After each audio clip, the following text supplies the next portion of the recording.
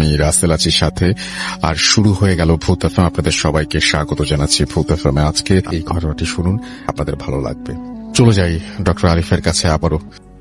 ঘটনাটা আমার বন্ধুর সাথে ঘটে 2015 সালের ডিসেম্বর মাসের দিকে আমার গ্রামের বাড়িতে ঘটে। শীতের সময় গ্রাম অঞ্চলে খেজুরের রস অনেক ফেমাস এবং এটা আমরা সবাই জানি। একদিন আমিও আমার চাচাতো ভাই মাঝরাতে খেজুরের রস আনতে যাই। আমি নিচে দাঁড়িয়ে থাকি ও আমার চাচাতো ভাই গাছে উঠে রস পাচ্ছিল। আমি দেখছিলাম দূর থেকে কেউ আসছে। ভাবলাম ভোরের আজান দিবে একটু পর, তাই হয়তো নামাজের জন্য মসজিদের দিকে মানুষজন যাচ্ছিল। আমরা আমাদের মতো রস নিয়ে বাড়ির দিকে যাচ্ছিলাম। যাবার পথে ওই লোক আমাদের সামনে দিয়ে যাবার কথা, কিন্তু আমরা তাকে আর দেখতে পাচ্ছিলাম না। ভাই বলে রাখা ভালো, যেখানে আমরা রস আনতে যাই সেখানে রাস্তার দুই পাশে শুধু ধান ক্ষেত। তো ওই দিন আমরা বিষয়টিকে স্বাভাবিকভাবে নিয়েছিলাম। পরের দিনও আমরা একই জায়গায় রস আনতে গিয়েছি, আবারও একই ঘটনা। তো আমরা ঠিক করেছি আগামীকাল ও তাকে কাল তাকে দেখলে আমরা দেখবো সে আসলে তিনি কোথায় যায়। তৃতীয় দিনও আমরা তাকে দেখি এবং একইভাবে আর আমরা সেদিন আর রস পারিনি, কিন্তু আমরা তার পিছু নেই। আমরা দেখি রাস্তার পাশে একটা তাল গাছে সে লাফ দিয়ে উঠে গিয়েছে। আমরাও গাছের নিচে গিয়ে উপরের দিকে তাকিয়ে দেখি ওইখানে কেউ নাই। অনেক ভয় পেয়ে বাড়ির দিকে দৌড় দিই। ওখান থেকে আমাদের বাড়িতে যেতে 5 মিনিট সময় লাগে, কিন্তু আমরা প্রায় 30 মিনিট দৌড়াচ্ছি, তাও বাড়ির কাছে পৌঁছাতে পারিনি। হঠাৎ আমাদের পিছন থেকে আমার নাম ধরে একজন ডাক দিল। কে যেন ডাকলো। পেছনে ঘুরে দেখি 7-8 ফিট লম্বা একজন মানুষের ন্যায় দাঁড়িয়ে আছে কে যেন। কালো পোশাক পরা, চেহারা দেখা যাচ্ছে না। আমি আর আমার চাচাতো ভাই ওখানে আর জ্ঞান ধরে রাখতে পারিনি, পড়ে যাই। জ্ঞান ফেরার পরে আমরা নিজেদের বাড়িতে আমরা নিজেদেরকে দেখি এবং আমাদের পরিবারের সবাই আমাদেরকে ঘিরে দাঁড়িয়েছিল। জিজ্ঞেস করছিল কি হয়েছে, বলি গতকালকে কি দেখেছি। তখন আমার দাদা বলে ওইখানে একটা খারাপ জিন আছে, অনেক আগের থেকেই থাকে। আমাদের পরে আর 3 দিন ভীষণ জ্বর ছিল। মসজিদের ইমাম পানি পড়া, তাবিজ আর অনেক কিছু দিয়ে গেছে, সাথে সাথে ঠিক হয় নাই। কয়েকদিন পরে ঠিক হওয়ার পর ঢাকায় চলে আসি।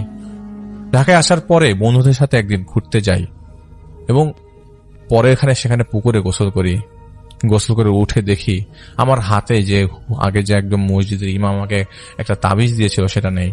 হয়তো ভেবেছি হয়তো খুলে পড়ে গেছে। এর বিষয়ে পরে আর তেমন কিছু ভাবিনি, কারণ ওই মুহূর্তে তো আমার সাথে কোনো খারাপ কিছু হচ্ছিল না। কয়েকদিন পরে আমি বাবার সাথে সাভারে গিয়েছিলাম। ওইখান থেকে ফিরতে বেশ রাত হয়ে যায়। তো আমরা যখন মিরপুর 1 দিয়ে দিয়াবাড়ির কাছাকাছি আসি, তখন হঠাৎ একটা মানুষ আমাদের গাড়ির সামনে আসে এবং বাবাকে ব্রেক কন্ট্রোল করতে না পারে তার উপর দিয়ে গাড়ি চালিয়ে দেয়। গাড়ি থামার পরে আমি ও বাবা লুকিং গ্লাসের দিকে তাকাতে গেলে লুকিং গ্লাস দুটি হঠাৎ ভেঙে যায়। আমরা গাড়ি থেকে নেমে দেখি রাস্তায় কেউ নেই এবং এটা আমরা আর দেরি না করে সেখান থেকে জলদি গাড়ি চালিয়ে বাসায় চলে আসি। বাসায় এসে দেখি আমাদের গাড়ির সামনে কিছু অংশ ভেঙে গিয়েছে। ওই দিন রাতের থেকে আমাদের বাসায় খুব আজব ঘটনা ঘটতে থাকে। মনে হচ্ছিল মাঝরাতে কেউ কি দৌড়াচ্ছে, বাথরুমের কলের পানি থেকে পানি পড়ছিল, কিন্তু যখনই উঠে দেখতে যাই আর কিছু অনুভব করি না।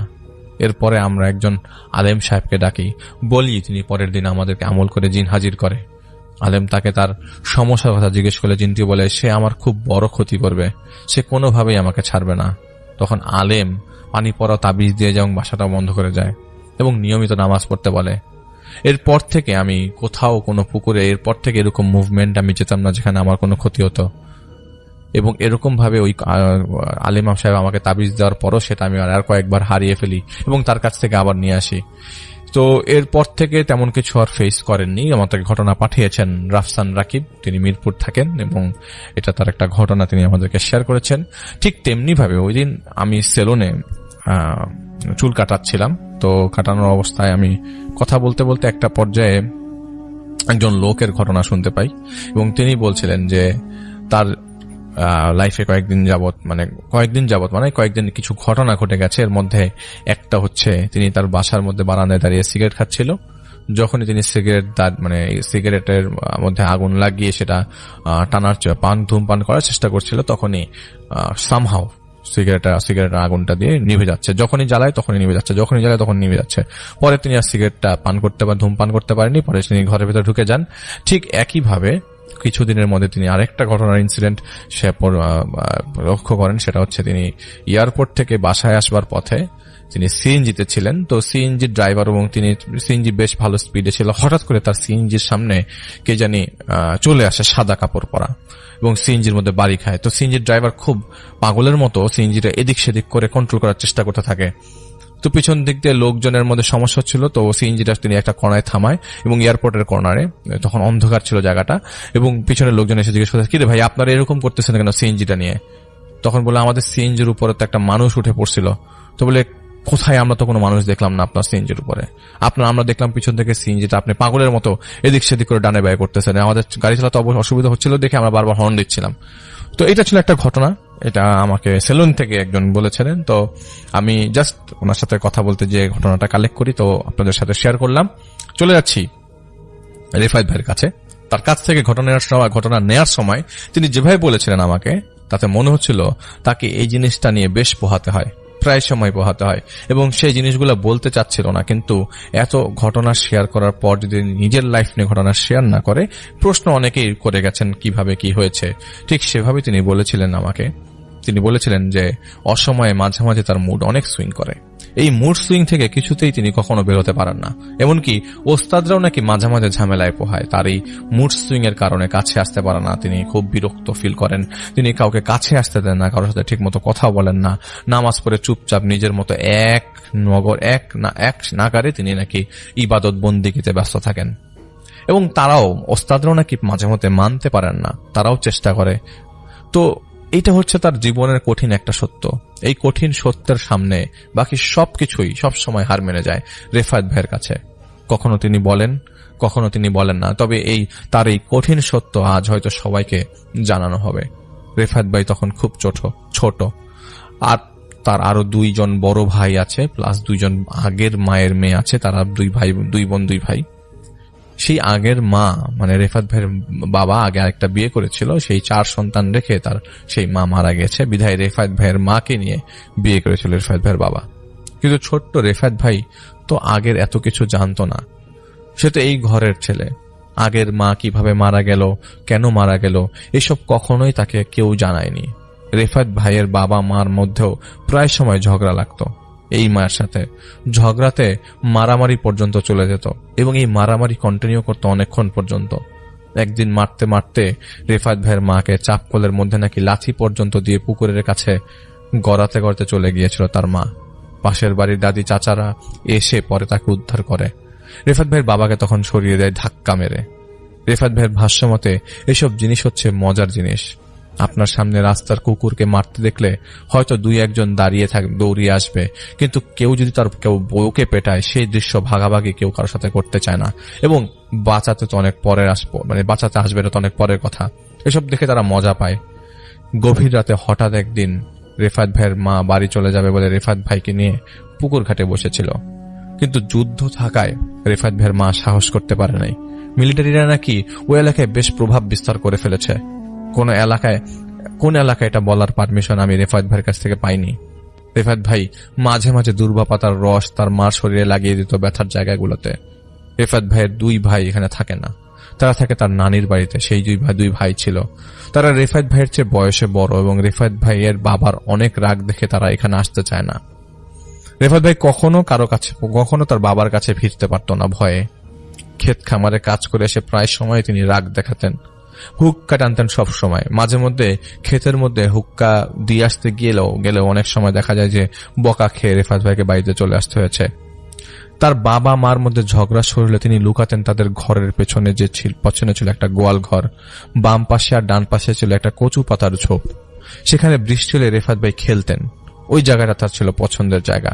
তার বাবা মা যদি ঝগড়া শুরু করে, রেফায়েত ভাই তখন লুকাতেন সেই ঝোপের পেছনে। রেফায়েত ভাইয়ের মায়ের বয়স তখন সর্বোচ্চ 25-26 বছর, আর রেফায়েত ভাইয়ের বয়স তখন 10 বছর। 10 বছরের রেফায়েত ভাইয়ের তখনও সব মনে ছিল, এখনো সব মনে আছে, তবে সব মনে নেই। খুব আহামরি তাদের বাসায় অভাব ছিল না। অভাব ছিল শান্তির। ঘরে শান্তি ছিল না মোটেও। তার মা অনেক চেষ্টা করেছিল কবিরাজি ওষুধের মাধ্যমে শান্তি ফিরিয়ে আনার। 1 মাস ভালো যেত, আবার সেই আগের মতো হয়ে যেত। আশেপাশের মানুষজনের সাথে রেফায়েত ভাইয়ের মা তেমন কথা বলতো না, কারণ আশেপাশের মানুষজন রেফায়েত ভাইয়ের মাকে তেমন একটা গুরুত্ব দিত না। দুর্ভিক্ষ চলাকালীন অবস্থায় চারিপাশে দুর্ভিক্ষ লেগে থাকলেও রিফাত ভাইদের এরিয়ার লোকজন সাহায্য করেছিল আরেক এলাকার লোকজনদের যারা দুর্ভিক্ষে পড়েছিল। তাহলে ওই এলাকায় তেমন প্রবলেম হয়নি। গোলা ভরা ধান, পুকুর ভরা মাছ তখন রিফাত ভাইদের বাড়িতে। একদিন রিফাত ভাইয়ের মা রান্না করছিল। পাশের বাসায় একজন চাচা এসে রিফাত ভাইয়ের মায়ের কাছে কিছু টাকা হয়তো রাখতে দিয়েছিল, সে শহরে যাবে বলে। বাড়িতে সে টাকাটা তিনি রেখে আসার সাহস পাচ্ছিলেন না। সে তাদের পরিচিত ছিল। যতটুকু রিফাত ভাইয়ের মনে আছে, দূর থেকে তার বাবা সেখানে দৌড়ে আসে, তার মার হাতে টাকা দেখে তার মাকে সেখানেই পেটাতে শুরু করে। সেই চাচাও কিন্তু রিফাত ভাইয়ের আপন চাচাতো ভাই। রিফাত ভাইয়ের বাবাকে তিনিও আটকাতে পারছিলেন না। রিফাত ভাইয়ের বাবা ভেতর থেকে লাঠি দিয়ে পেটাতে শুরু করেন এবং তার মাকে অবস্থা খুব খারাপ করে ফেলেন। রিফাত ভাই ভয়ে কাচুমাচু হয়ে সে কচু পাতার ঝোপে যে লুকায়। একদিন এরকম ঝগড়ার মধ্যে তিনি আটকাতে গিয়েছিলেন, তাকে চর মেরে ধাক্কা দিয়ে পেছনে ঠেলে দিয়েছিল তার বাবা। তারপর থেকে সেই রিস্ক না নিয়ে সে ঝোপে এসে সাহস করতে পারতেন না। রিফাত ভাই সেই ঝগড়া দেখছে ওই মুহূর্তে। প্রায় সময় রিফাত ভাই আল্লাহর কাছে দোয়া করত, আল্লাহ যেন তাকে উঠিয়ে নেয়, না হলে তার বাবাকে। তার মার এই কষ্ট তিনি সহ্য করতে পারতেন না। তো ঝগড়ার এক পর্যায়ে রিফাত ভাইয়ের বাবা রিফাত ভাইয়ের মার পেটে সজোরে লাথি মেরে বসে। রিফাত ভাইয়ের মা সেখানেই বসে পড়ে। সেই যে উঠানে পড়ে রইল 1 ঘন্টা। রিফাত ভাই তার মার কাছে যেয়ে তার মাকে উঠাতে চাইলেও তার মা উঠছিল না। এর মধ্যে তার বাবা এসে ঘরের মধ্যে কি যেন নিতে আসলো এবং রিফাত ভাই তার বাবাকে দেখে আবারও লুকিয়ে পড়লো তাদের ঘরের পেছনে। সেখান থেকে তাদের উঠানটা পরিষ্কার দেখা যায়। তার বাবা ঘর থেকে চলে যাওয়ার পর রিফাত ভাইয়ের মা কিছুক্ষণ পর উঠে বসেন। মাথার মধ্যে অনেকক্ষণ হাত দিয়ে বসে রইলেন, কি জানি চিন্তা করলেন। রিফাত ভাইকে ডাকলেন কান্না করা অবস্থায়, কিন্তু রিফাত ভাই ভয়ে যাচ্ছিল না। তার একটা বান্দাও তার মার কাছে আসছিল না সান্ত্বনা দিতে, কেউ না। রিফাত ভাইয়ের মা তৎক্ষণাৎ ধান কেটে পোকা দমনের যে বীজ গাছে বাঁধা ছিল সেটা শিশির মধ্যে রাখা ছিল দড়ি দিয়ে, সেটা নামিয়ে খেয়ে ফেলল। কাঁদতে কাঁদতে মাটিতে বসে পড়ল। রিফাত ভাই তখনও বুঝে উঠতে পারেনি তার মা কি খেয়েছে। দূর থেকে লোকজন দেখল, কিন্তু কেউ কাছে আসলো না। পাশের বাড়ির আসিমন বুঝি, পাশের বাড়ির দাদি, সে দৌড়ে আসলো রিফাত ভাইয়ের মাকে বলল, বউ তুমি এটা কি করলা? এটা কোনো কাজ করলা? তখনও রিফাত ভাইয়ের মা বসে আছে। 3-4 মিনিটের মধ্যে উনি হাত দিয়ে মুখের মধ্যে বমি করানোর চেষ্টা করলেন, কিন্তু রিফাত ভাইয়ের মা বমি করল না। 3-4 মিনিটের মধ্যে রিফাত ভাইয়ের মা মাটিতে শুয়ে পড়ে। রিফাত ভাই সামনে এসে কাঁদছে, কিন্তু তখনও সবাই কাছে এসে তাকে সরিয়ে দিচ্ছে, রিফাত ভাইকে ঢুকতে দিচ্ছে না। রিফাত ভাইয়ের মা তখন দাপড়ানো শুরু করেছে। কেউ তাকে নিচ্ছে না। কেন নিচ্ছে না তিনি বুঝতে পারছিলেন না। কোথাও নিচ্ছে না তাকে, হাসপাতালে নিচ্ছে না, ডাক্তারকে ডাকছে না। কি হচ্ছে রিফাত ভাইয়ের মা তাও রিফাত ভাই বুঝতে পারছিলেন না। ছোট বয়সে রিফাত ভাই তখন কেঁদেই চলছে। 4 থেকে 5 মিনিট দাপড়ালো রিফাত ভাইয়ের মা। কিছুক্ষণ পর দাপড়ানো থেমে গেল। আপনারা এই অবস্থায় কি করবেন? যদি রাস্তায় একটা কুকুর দেখেন সেটাকেও তো অনেকবার চেষ্টা করবেন বাঁচাতে, কিন্তু রিফাত ভাইয়ের মায়ের মৃত্যুর দৃশ্য এতটাই উপভোগ্য ছিল, সবাই মনে হয় ভুলেই গেছিল যে মহিলাটাকে বাঁচাতে হবে। সবাই হয়তো মানুষকে বাঁচাতে চায় না। পাশের এক গ্রাম্য চিকিৎসককে নিয়ে আসা হলো।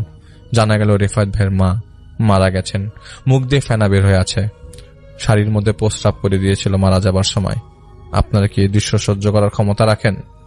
রিফাত ভাই সহ্য করেছিল কারণ তিনি বুঝতে পারছিলেন না ওই মুহূর্তে তার মার সাথে কি হচ্ছে। জবাই করার পর পশু যেভাবে পা শক্ত করে টান করে দাপড়াতে থাকে, ঠিক একইভাবে রিফাত ভাইয়ের মাও ঠিক একইভাবে দাপড়াচ্ছিল। হঠাৎ একটা বিশাল নিঃশ্বাসটাই ছিল বুঝার এবং জানার যে ওটাই তার শেষ নিঃশ্বাস। আশেপাশের অবস্থা তেমন ভারী হয় নাই, কিন্তু সন্ধ্যার আকাশ তখন ভারী হয়ে গেছে।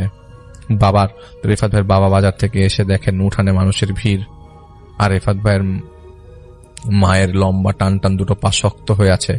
কেউ ধরছে না, কেউ কাছে যাচ্ছে না, সবাই একটা ডিস্টেন্স মেনটেন করছে। রিফাত ভাইয়ের বাবা আসলো, রিফাত ভাইকে দেখে আবারও সেই পেছনের ঝোপে যে লুকালো। সবাই অপেক্ষা করছে পুলিশ আসার। কে যেন খবর দিয়ে ফেলেছিল। পুলিশ আসে একটু দেরি করে, রাত হয়ে গেছে তখন। পুলিশ এসে লোকজনের সাথে কথা বলছিল, আর 2 জন পুলিশ তার মার লাশ ভ্যানে উঠালো। রিফাত ভাইয়ের বাবা সেখানে আর নেই। রিফাত ভাইয়ের মাকে নিয়ে চলে গেল পুলিশরা। সাথে বাবাকে পরে বাজারের মধ্যে পেল, বাবাকে নিয়ে গেল। সাথে গেল আরো কয়েকজন, যদিও এটা পরে রিফাত ভাইয়ের বড় হয়ে জেনেছেন। কিন্তু প্রশ্ন, রিফাত ভাইয়ের মা কি আর আসবেন? প্রশ্ন ছুড়ে দিল, এই আত্মহত্যার কি কোনো সুযোগ নেই দাফন করার?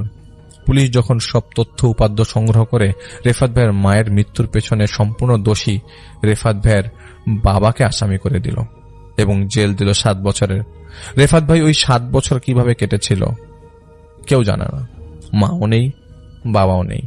রেফাত ভাইয়ের মায়ের লাশ দাফনে এলাকাবাসীর বাধা ছিল অনেক কড়া বাধা, কিন্তু সেই উঁচু ঢিবির কবর তো লোকজনের এখনো চোখে পড়ে।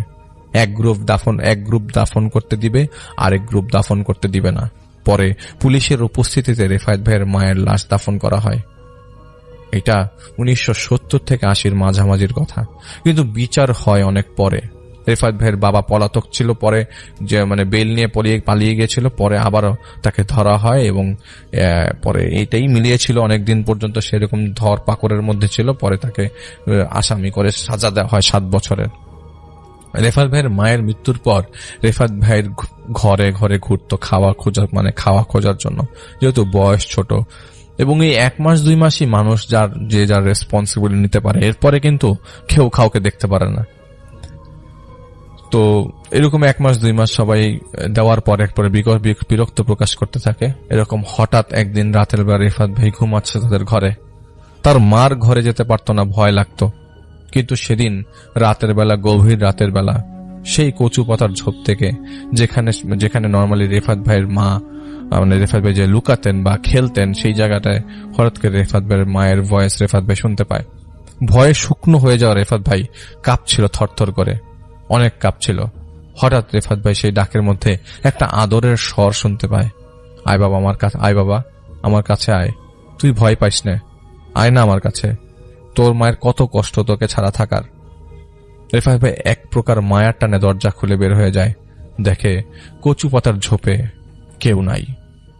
কচু পাতার ঝোপের এক কর্নারে, যেটা পূর্ব দিকে গেছে, একটু ঢালু, সেখানে একটা বড় জাম গাছ আছে। সেই গাছের মধ্যে মনে হচ্ছিল টর্নেডো হচ্ছে। রেফাত ভাই কিছু দেখতে পাচ্ছে না, রেফাত ভাই শুধু আল্লাহ আল্লাহ করছিল। রেফাত ভাই তখনও তার মায়ের ডাক শুনতে পাচ্ছিল। তিনি এক দৌড়ে ঘরের দরজা লাগিয়ে মাঝের ঘরে বসে কাঁপতে থাকে। তিনি পরিষ্কার দেখতে পান তার মা তার ঘরের মধ্যে মাটির ফ্লোর, তখন সেই ঘরটা তখনও পাকা হয়নি, সেই ফ্লোরে বসে আছেন আর তাকে হাসি দিয়ে ইশারা দিয়ে ডাকছেন। সেই ঘরে কিন্তু আলো নাই, অন্ধকার সেই ঘর, কিন্তু তিনি পরিষ্কার দেখতে পাচ্ছেন। তিনি কাঁপতে কাঁপতে, শরীর কাঁপতে কাঁপতে সেই ঘরে যান। তিনি দেখেন সেই ঘর আলোয় আলোকিত, কিন্তু কোনো কুপি নেই, কিচ্ছু নেই। তার মা তাকে বলতে থাকে, আমাকে তুই চিনিস না, তোকে আমি চিনি। সেই কচু পাতার ঝোপে তোকে আমি অনেকবার দেখেছি। শোন, চলে যাইস না, দাঁড়া, আজ সকাল থেকে কিছু খাস নাই, এটা খেয়ে নে। এই বলে সে তাদের জানালা দিয়ে কেমন একটা আভা হয়ে বের হয়ে যায়। আর অন্ধকার ঘরে কিছু দেখতে পাচ্ছিল না রেফাত ভাই। দেখে তার মুখ দিয়ে রক্ত বেরোচ্ছে। যাওয়ার সময় সে তার সেই মা রূপী ভয়েসটা বলতে লাগছিল যে, আমি আবার আসব, তবে তোর কাছে আমি কবে আসবো জানি না, তুই ভয় পাইলেই আমি আসব, তুই যদি ভয় না পাস তাহলে আমি আর আসবো না। তো সেদিন কুপি পাশের ঘর থেকে নিয়ে এসে দেখলো সাধারণ, উনি পাশের ঘর থেকে কুপি নিয়ে এসে দেখে যে এটা সাধারণ ফল টল, ঘর ভর্তি, রুমটা ফ্লোর ভর্তি ফল, এত এত ফল, যেমন তরমুজটা খাওয়ার পর মনে হলো এই স্বাদের তরমুজ পৃথিবীতে নেই। 3-4 দিন তিনি সেসব ফলমূল খেয়েছিল, এটা তার পরিষ্কার মনে আছে। সিজনের ফল ছিল যে সিজনের ফল যেমন ছিল, সিজন ছাড়াও ফল ছিল। তিনি এরপর থেকে সেই অবয়বকে আর দেখেন নাই, কিন্তু টিনের চালে মাল্টিপল শব্দ তিনি পেতেন।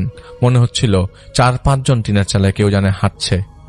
প্রায় সময় তার মায়ের ভয়েস গোয়াল ঘরের পেছন থেকে আসতো, অথবা ঘরের মধ্যে তার মায়ের হাঁটার উপস্থিতি লক্ষ্য করা যেত, কিন্তু দেখা যেত না। কিছুদিন পরপরই ফল, মিষ্টি এবং মাঠা পাওয়া যেত তার ঘরের মধ্যে। কে রেখে যেত, কখন রেখে যেত, রেফাত ভাইটা কখনো টের পায়নি। সেই সব খেয়ে থাকতো, তিনি কাউকে কিছু বলে নাই। এবং লোকজনও জিজ্ঞেস করতো, লোকজনের খারাপ হওয়ার লেভেলটা কতটুক খারাপ যে লোকজন জিজ্ঞেস করতো, কি রে কই খাস, এখন তো খাওয়া চাইতে আসস না, কারণ কি? লোকজন দিয়ে যেমন আনন্দ পায় এবং দেওয়ার সময় কথা শুনিয়ে আনন্দ পায়। এটা হচ্ছে আমাদের মানুষদের সবচেয়ে খারাপ হ্যাবিট। তো তিনি বলতো সে একটা সমিলে কাজ করে, সেখানে টাকা পায়, সেটা টাকায় খায়। যদিও মিথ্যা বলা যাবে, কিন্তু এই মিথ্যা বলা যাবে না, এই মুহূর্তে তাকে বলতে হয়েছে তার সামনে তখন আর কেউ আসতো না। তবে রেফায়েত ভাইয়ের মনে হতো তার সাথে সাথে গাছে গাছে, পেছনে পেছনে কেউ চোখে চোখে তাকে রাখছে। রেফাত ভাই প্রায় সময় তার মায়ের কবরস্থানে কবর জিয়ারত করতে যেত, এবং যখনই বিকেলে সময় পেত, যখন বাচ্চারা খেলতো, আশেপাশের বাচ্চারা যখন মাঠ ভর্তি খেলাধুলা চলতো, তখন রেফাত ভাই বাচ্চাদের সাথে খেলতো না। সে তার মার কবরস্থানের পাশে এসে বসে থাকতো, মোস্ট অফ দ্য টাইম বসে থাকতো। সে তার মাকে খুঁজতো, আশেপাশে তাকাতো, কাউকে খুঁজে পেত না। রেফাত ভাইয়ের একটা ছোট্ট বন্ধু আছে, কিন্তু সেই বন্ধুর কথা রেফাত ভাইয়ের এখন আর মনে নাই, যে কোথায় আছে, কি করে না করে রেফাত ভাইয়ের কোনো আইডিয়া নেই। তবে রেফাত ভাই এতটুকু বলেছে যে রেফাত ভাইয়ের সেই বন্ধুকে তিনি বলেছিল সে তার মাকে দেখতে পায়। তো সেই বন্ধু, ছোট্ট বন্ধু আর কি বলবে, তার সাথে কথা বলতে যে যতটুকু বলা যায় আর কি। ছোট মানুষ, তারা তো অত বেশি কিছু বলতে পারে না। তাও রেফাত ভাইয়ের এই মাঝখানে তার বাবা নাই, ইনকাম নাই, কিন্তু ঘর ভর্তি খাওয়া, এটাও তিনি তার বন্ধুকে বলেছিল ভুলে ভালে, কিন্তু তার বন্ধু তখন এটা বিশ্বাস করেনি। এবং তার মাঝে মধ্যে তার ওই যে আসিমন বুঝি তার বাসায় থাকতে আসতো, কিন্তু তার আসিমন বুঝি সবসময় থাকতে পারতো না, কারণ তাদের বাসাও তাকে থাকতে হতো। তো দেখা যেত এত বড় ঘরে রেফাত ভাই একাই ঘুমাতো, এবং লোকজনও খুব অবাক হয়ে বলা বলি করতো ছেলেটা একা কিভাবে থাকে। এবং প্রায় সময় মাঝে মধ্যে রেফাত ভাই সেই ভয়েস শুনে প্রায় সময় দেখা যেত যে বাড়ি থেকে প্রায় 2-3 কিলোমিটার দূরে রাতে 1টা-2টায় চলে যেত, এবং যখনই যেত তার কাছে মনে হতো তার পাশে কেউ আছে, সে একা নাই। একটা সময় এটা সাহসে পরিণত হয়, এবং এটা সাহস হয়ে যায় তার একটা পর্যায়ে। তো একদিন ঘরের মধ্যে, তার মায়ের ঘরে সন্ধ্যার আলো দেওয়ার আগেই অনেক আলো। তখন রেফাত ভাইয়ের বয়স 17 বছর। এটা তার বাবার জেল থেকে ছাড়া পাওয়ার 1 বছর আগের ঘটনা। তিনি সেই রুমে যান এবং দেখেন সেই ঘরের চৌকির উপরে একজন মানুষ শুয়ে আছে। সেই মানুষটাকে গোসল করানো হচ্ছে। সেই মানুষটার পাশেই কাফনের কাপড়, গোলাপ জল, সুরমার একটা সুন্দর দানি। ওই দানিটা এত সুন্দর যে সেটা স্বর্ণের তৈরি এরকম মনে হচ্ছিল, কিন্তু মানুষটা যে শুয়ে আছে এটা কে সেটা বোঝা যাচ্ছিল না। কিন্তু ঘরের মধ্যে তখন 7টা অবয়ব। রেফাত ভাই তেমন ভয় পাচ্ছিল না, কারণ এতদিন যাবৎ আকাশে থেকে যেসব খাওয়া এসেছে, এটা তার মনের কথা বলছি, রেফাত ভাই অভুক্ত ছিল না কখনো, কিন্তু বুঝতে পারছিল যে তারা তাকে চোখে চোখে রাখে, তারা কিছু বলতে চায়। এবং রেফাত ভাইয়ের কখনো কোনো লোভ ছিল না যে এটা আমার ওটা দরকার। ওনারা যা রেখে যেত রেফাত ভাই তাই খেত। তিনি চুপচাপ বসে রইলেন, দেখছিলেন কি হয়। তারা লাশটাকে মুড়ায় কাফনের কাপড়ে, এবং একটা নিউজ দিয়ে যায়, বলে এই বাড়িতে একজনের মৃত্যু খুব দ্রুতই হবে। এই মৃত্যু হওয়াটা স্বাভাবিক, তবে যার মৃত্যু হবে সেই পরিবারের ধ্বংসের জন্য দায়ী। ঠিক 7 দিনের মাথায় রেফাত ভাইয়ের চাচা রেফাত ভাইয়ের জমি চাষ করছিল, রেফাত ভাইয়ের জমি চাষ করছিল, এবং যিনি যখন কখনো সাহায্যের জন্য এগিয়ে আসেন, বরং সম্পত্তির কি হবে এ নিয়ে চিন্তা করছিল সব সময়, তিনি হঠাৎ মারা যায়। তখন 1979 অথবা 1980 সাল সম্ভবত।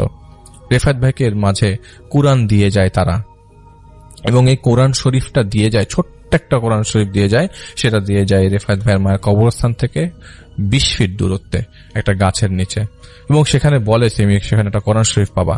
রেফাত ভাইয়ের 19 বছর বয়স, তখন তার বাবা ছাড়া, তখন অলরেডি তার বাবা ছাড়া পেয়ে গেছে। রেফাত ভাই আলাদা ঘর করে থাকে, সে তার বাবার সাথে থাকে না। তো ওই যে কোরআন শরীফ পাওয়ার পর রেফাত ভাইয়ের মধ্যে একটা নামাজের একটা পুরো প্রেসার চলে আসে। তার মনে হয় যে নামাজ পড়তে হবে, নামাজ শুরু করে দেয়, এবং সে অনেক নামাজ পড়ে। রেফাত ভাইয়ের একের পর এক আমলে নেমে যায়, নতুন নতুন আমল যুক্ত করে তার খাতায়। আর তিনি দেখতে শুরু করেন একজন করে 7 জন ওস্তাদকে। তাদের সাথে আস্তে আস্তে তিনি কথাবার্তায় আবদ্ধ হতে থাকেন। এটা হতে মিনিমাম 8 থেকে 9 বছর সময় লেগেছে। তবে তারা একটা দূরত্ব বজায় রেখে তার সাথে কথা বলে। তাদের ভয়েস তিনি শুনতে পান, কখনো কানে, আবার কখনো হাতে, কখনো হাতে লেখে। 17 বছর থাকা অবস্থায় সকালে মসজিদে যে কিন্তু তিনি অলরেডি পুরান শিক্ষা নিয়ে ফেলেন। তো ডিপ্রেশনের মাঝে মাঝে কাউকে তিনি তেমন একটা সহ্য করতে পারেন না।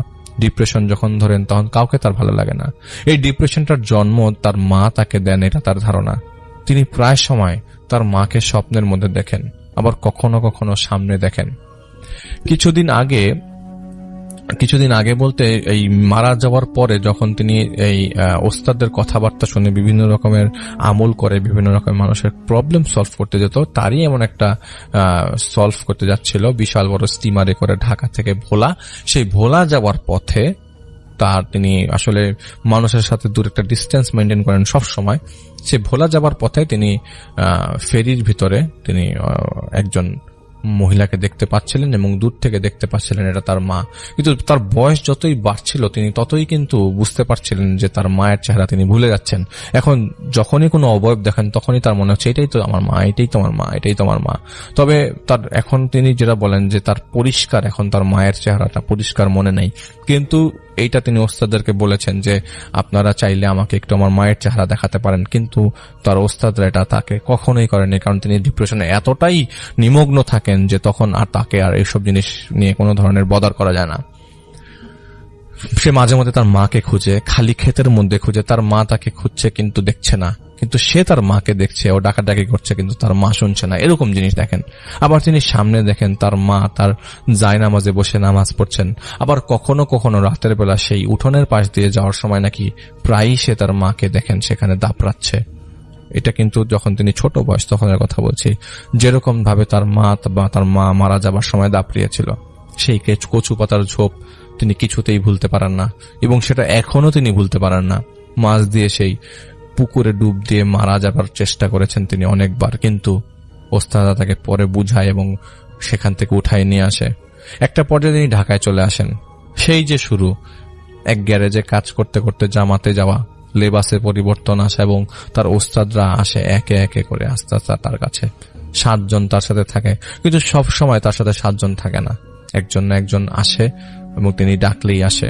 এই 7 জনের সাথে মাঝখান দিয়ে একজন আসতো, কিন্তু এই 7 জনের পরে নাকি মাঝখান দিয়ে একজন আসতো, কিন্তু এই 7 জনকে তিনি এই একজনের আসার কথা বলেন নেই। এই একজন তাকে দিয়ে কুফরি করিয়েছিল এবং কুফরি করার পর থেকে তার মুখের গ্লেজটা নষ্ট হয়ে যায় এবং সেই 7 জন তার পাশে প্রায় 1 বছর ভিড়ে নাই। এটি সনটা কবে আমি সেটা বলছি না, পরে কিন্তু ঠিকই এসেছে সেই একজনকে সরিয়ে দিয়ে। যাই হোক, এটা তার খারাপ অধ্যায়ের একটা। সে মাঝে মাঝে এখনো কোনো কাজ করতে গেলে তার মাকে স্বপ্নে দেখে।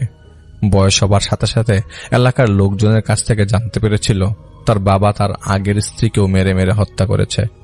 সবাই বলে মার্ডার ছিল আগেরটা, আবার বলে না সাধারণ মৃত্যু। সেই ভাই বোনদের সাথে রেফায়েত ভাইয়ের কোনো পরিচয় ছিল না, কিন্তু পরে ঠিকই আস্তে আস্তে পরিচয় হয়ে যায়। সেই ভাইদের সাথে তিনি সম্পর্ক রাখতে চান না তাদের অন্তরের বিষের কারণে, কিন্তু কারণ তো রেফায়েত ভাই না, তাই হয়তো মাঝে মাঝে দরকার হলে দেখা হয়, না হলে হয় না। রেফায়েত ভাইয়ের বাবা না খেয়ে মানুষের বাড়িতে ভিক্ষা করে শেষমেশ মারা গেছেন তাদের গ্রামে। তার মৃত্যুর সময়কার অবস্থাটা তেমন একটা ভালো ছিল না, না খেয়ে অবস্থা খারাপ হয়ে গিয়ে পরে 1990 সালে তিনি মারা যান। পা অবশ্যই যাবার পর তিনি তেমন একটা কাজ করতে পারেন নাই। জমি বিক্রি করে যতটুকু পেয়েছিলেন তা সাবার করে শেষমেশ ভিটা বাড়িটা বন্ধক রেখে নিজের ঘরে আশ্রয় ধার দেনা করে এই বাড়িতে তিনি মারা যান। রেফাত ভাই তখনও জাননি। সেই মৃত্যু তাকে টানে না। যে মৃত্যু তার মায়ের সাথে হয়েছে সেই মৃত্যুর কাছে তার বাবার মৃত্যু যেন খুব সামান্য, তাই তিনি মনে করেন এটা। আজও কোনো কাজের মাঝে তিনি আচমকা থেমে যান, রাস্তা দিয়ে হাঁটার সময় আচমকা দাঁড়িয়ে যান, কাঁদতে থাকেন। এই বলে কাঁদতে থাকেন, কেন একটু শক্তি দিলেন না আল্লাহ, যাতে তিনি তার মাকে আটকাতে পারত। অনেক ভাবেন শারীরিক শক্তি, সেটা অনেক ভাবেন তিনি অনেক ভাবেন শক্তি নিয়ে, এবং সেটা শারীরিক শক্তি না, মানসিক শক্তি। সে তো তার মার শারীরিক ব্যথা হয়তো দুর্ভাঘাসের রস দিয়ে দূর করার চেষ্টা করেছেন, কিন্তু মানসিক ব্যথা দূর করার তো দূর তখন বুঝতেনই না। তাই তো তিনি মাঝে মাঝে চুপ হয়ে যান, মাঝে মাঝে প্রশ্ন করেন কেন তিনি এরকম একা, কেন জামাতে গেলে একদম নিস্তেজ হয়ে পড়ে যান, কারোর সাথেই কথা বলতে পারেন না। তবে তিনি মা ডাকেন একজনকে, সেটা আমি বলছি না কাকে মা ডাকেন, তবে তিনি একজনকে মা ডাকেন এবং তাকে মা মনে করেন। তো একটা কেস সলভ করতে যাওয়ার সময় জানা গেছে কোন একটা ক্ষেতের মাঝে কিছু জিনিস পুঁতে রাখা আছে, সেটা উঠাতে হবে। উঠাতে যেতে যেতে অনেক দূর পঞ্চগড়, সেখানে রাতের বেলা ক্ষেতের আলের মাঝখান দিয়ে তিনি তার মাকে হেঁটে যেতে দেখেছেন। এটা ছিল তার পরিষ্কার তার মা। তিনি তাকিয়ে তাকিয়ে দেখেন, তিনি জানেন তার এই দেখা কেউ দেখতে পারবেন না। এই দেখা অন্য দেখা, এই দেখা তার মায়ার দেখা। এই দেখা দেখতে গেলে বুকের মধ্যে রাখতে হবে 1000 টনের পাথর। এই পাথর উত্তোলন করার শক্তি, এই পাথরকে উঠানোর শক্তি অনেকেরই নাই। আল্লাহ ভালো জানেন তিনি ভালোর সাথে কি করবেন, খারাপের সাথে কি করবেন। তবে তার কর্মের রিফ্লেকশন যে কেউ দেখতে পারবে, এটা তো ফর শিওর, যে কেউ বুঝতে পারবে। তো এটা ছিল রেফায়েত ভাইয়ের ঘটনা।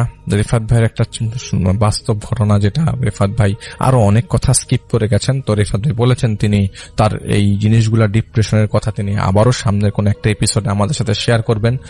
তিনি শেয়ার করছিলেন না, তিনি বলে দিয়েছিলেন তিনি আমাদেরকে আর ঘটনা পাঠাবেন না এবং কোনো ধরনের ঘটনা তিনি আর লিখবেন না তার ছেলের মাধ্যমে, এবং এও বলেছেন যে তিনি আর কোনো ধরনের কেসের কথা আমাদেরকে জানাবেন না। কিন্তু হাজারটা রিকোয়েস্ট করার পর তিনি রাজি হয়েছেন, তিনি বলেছেন ঠিক আছে তিনি ঘটনা পাঠাবেন। তবে আমরা জানি না তার কাছ থেকে কবে কবে ঘটনা পাবো। তবে এতটুকু আমি বলতে পারি, রেফাত ভাই যে জিনিসগুলোর মাঝখান দিয়ে গেছেন, যে জিনিসগুলো পর্যবেক্ষণ করেন, যেগুলো তার জীবনের প্রতিফলিত হয়, জীবনে তার সামনে চলে আসে, সেগুলোর জন্য গভীর সমবেদনা। আসলে এই সব ব্যাপারে আমি কোনো ধরনের সান্ত্বনা দিতে পারি না। তো ধন্যবাদ রেফাত ভাই আপনাকে আপনার স্টোরির জন্য। যেটা করতে চাই, আমাদের এখানে আরো একজন অতিথি আছেন, তার সাথে আমরা একটু কথা বলবো। আপনার নামটা আপনি কাইন্ডলি একটু আমাকে বলবেন, তারপরে আপনি একটু জানাবেন যে আপনি কোথা থেকে এসেছেন, তারপরে আপনার ঘটনায় যাব আমরা। জি, ধন্যবাদ রাসেল ভাই। আমি উজ্জ্বল। জি, আমি আসছি যাত্রাবাড়ি ধোলাইপাড় থেকে। জি, তো রাসেল ভাই, আমার ঘটনাটা হচ্ছে 2004 সালের ঘটনা। জি। তো আমি সাধারণত আমার ভ্রমণ পিপাসু, আমি ঘুরতে খুব পছন্দ করি। তো আমি বাংলাদেশ অনেক জায়গায় ঘুরছি। তো এই ঘোরার ছিল হচ্ছে আমার বাবার ট্রান্সপোর্ট বিজনেস ছিল। তো আমার বাবার ট্রাকে করে আমি অনেক জায়গায় গেছি বাংলাদেশের। আচ্ছা। তো এটা হচ্ছে 2004 সালের ঘটনা, যখন আপনার এটা গরমের সময় ছিল। যেটা আমরা ওই কি বলে আম কাঁঠাল পাকে বা হয়, ঠিক আছে, ওরকম একটা সময়। তো আমি জানতে পারি আমার চাচাতো ভাইয়ের মাধ্যমে যে আমাদের গাড়ি রাজশাহী যাচ্ছে। তো চাচাতো আমাকে বললো যে তোদের গাড়ি রাজশাহী যাচ্ছে, তুই কি রাজশাহী যাবি? তো আমি বললাম যে হ্যাঁ, রাজশাহী যাওয়া তো অনেক শখ, তাই আমি রাজশাহী যাব। তো আমাকে বলে যে তাহলে তুই ড্রাইভারের সাথে যোগাযোগ করিস, ড্রাইভারের সাথে যোগাযোগ করলে তোর ড্রাইভার পিক করে নিয়ে যাবে। তো আমি রাসেল ভাই বরাবর ড্রাইভারের সাথে যোগাযোগ করলাম। ড্রাইভারকে বললাম যে তুই কতক্ষণ নাগাদ গাড়ি লোড হবে? তো আমাকে বলল যে রাত্রে মধ্যে লোড হয়ে যাবে, আমি আপনাকে ফোন দিব। তো ভাই যে কথা, আমাকে ও রাত্রে ফোন দিল। তখন 12টা 12:30 মতো বাজে। ফোন দেওয়ার পরে আমি বাসা থেকে বের হলাম, ওই গাড়ির সামনে মেন রোডে উঠবো। মেন রোডে ওঠার পর দেখলাম ড্রাইভার আমার জন্য দাঁড়িয়ে রয়েছে। তো আমি ড্রাইভার আমাকে দেখার পরে আমরা গাড়িতে উঠলাম এবং ড্রাইভার গাড়ি স্টার্ট দিল। জি। তো রাসেল ভাই, আমাদের এই রাজশাহী পৌঁছাইতে সকাল 11টা বাজছে। তো আমরা সারা রাত্রই জাগনা ছিলাম। জি। তো গাড়ি যখন আপনার পণ্য আনলোড করতেছিল, তখন আমি রাজশাহীতেই আশেপাশে ঘুরতেছিলাম। তো ড্রাইভার চলে গেছে আপনার পরবর্তী ট্রিপের জন্য। আমাদের এই গাড়িগুলো ট্রিপ হয় আপনার ট্রান্সপোর্টের মাধ্যমে। তো ড্রাইভার যখন ট্রান্সপোর্টে চলে গেল, তখন আমি রাজশাহীতেই সাহেব বাজারের আশেপাশে ঘোরাঘুরি করতেছি। তো একটা সময় ড্রাইভার আমাকে ফোন দিয়ে বললো, ভাই ট্রিপ ধরছি। তখন আমি জিজ্ঞাসা করলাম যে কোথার? তো বললো যে ঢাকা বাদামপুর। তাই বললাম ঠিক আছে। তো আমি গাড়ির সামনে আবার চলে যাই। তো ড্রাইভারকে জিজ্ঞাসা করি গাড়ি লোড হবে কোথা থেকে?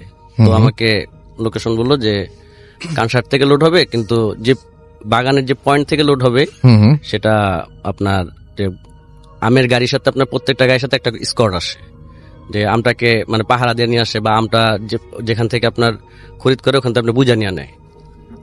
তো আমাদের পণ্য নামতে নামতে মোটামুটি আপনার সন্ধ্যা হয়ে যায়। তো আপনার এর মধ্যে স্কট চলে আসে। আসার পর স্কট আমাদের নিয়ে যায়। তো আমাদের আমের বাগানের পয়েন্টটা ছিল আপনার কানসারাট। জি। কানসার যাওয়ার পরে আপনার ওই কানসার থেকে আপনার 16 কিলোমিটার ভিতরে যে বাগানটা, সেই বাগানটার মধ্যে আমরা ঢুকি। তো আসলে খুব সুন্দর লাগতেছিল, মাঝখান দিয়ে রাস্তায় 2 সাইড আম বাগান, খুব ভালো লাগতেছে। সবচেয়ে বড় ব্যাপার কি, রাজশাহীতে অনেকেই যারা গেছে তারা জানে যে আপনার আম বাগান, আম গাছগুলো 7 ফিট 8 ফিট এর মধ্যে থাকে, বেশি বড় হয় না। আচ্ছা। তো ভাই আমরা একটা সময় যে পয়েন্টে যাই পৌঁছাইলাম। পৌঁছানোর পরে আপনার আমাদেরকে স্কট আর ওখানে যে লেবার ছিল ওরা বললো গাড়িটাকে একটা প্লেস করার জন্য, গাড়িটাকে যাতে প্লেস করে একটা পয়েন্টে রাখে। তো রাসেল ভাই আমাদের গাড়িটা যখন প্লেস করলো, তখন গাড়িটা যখন ঘুরায় প্লেস করার পরে একটা গাছ একটু মোটা ছিল, একটু বড় গাছটা, ওই গাছটার মধ্যে আপনার একটা রশ্মি ঝুলতেছিল। হুম। মনে হচ্ছিল যে ওই রশিটা কেউ আপনার ছুরি বা আপনার বটি এরকম কিছু জাতীয় দিয়ে কাটা হয়েছে।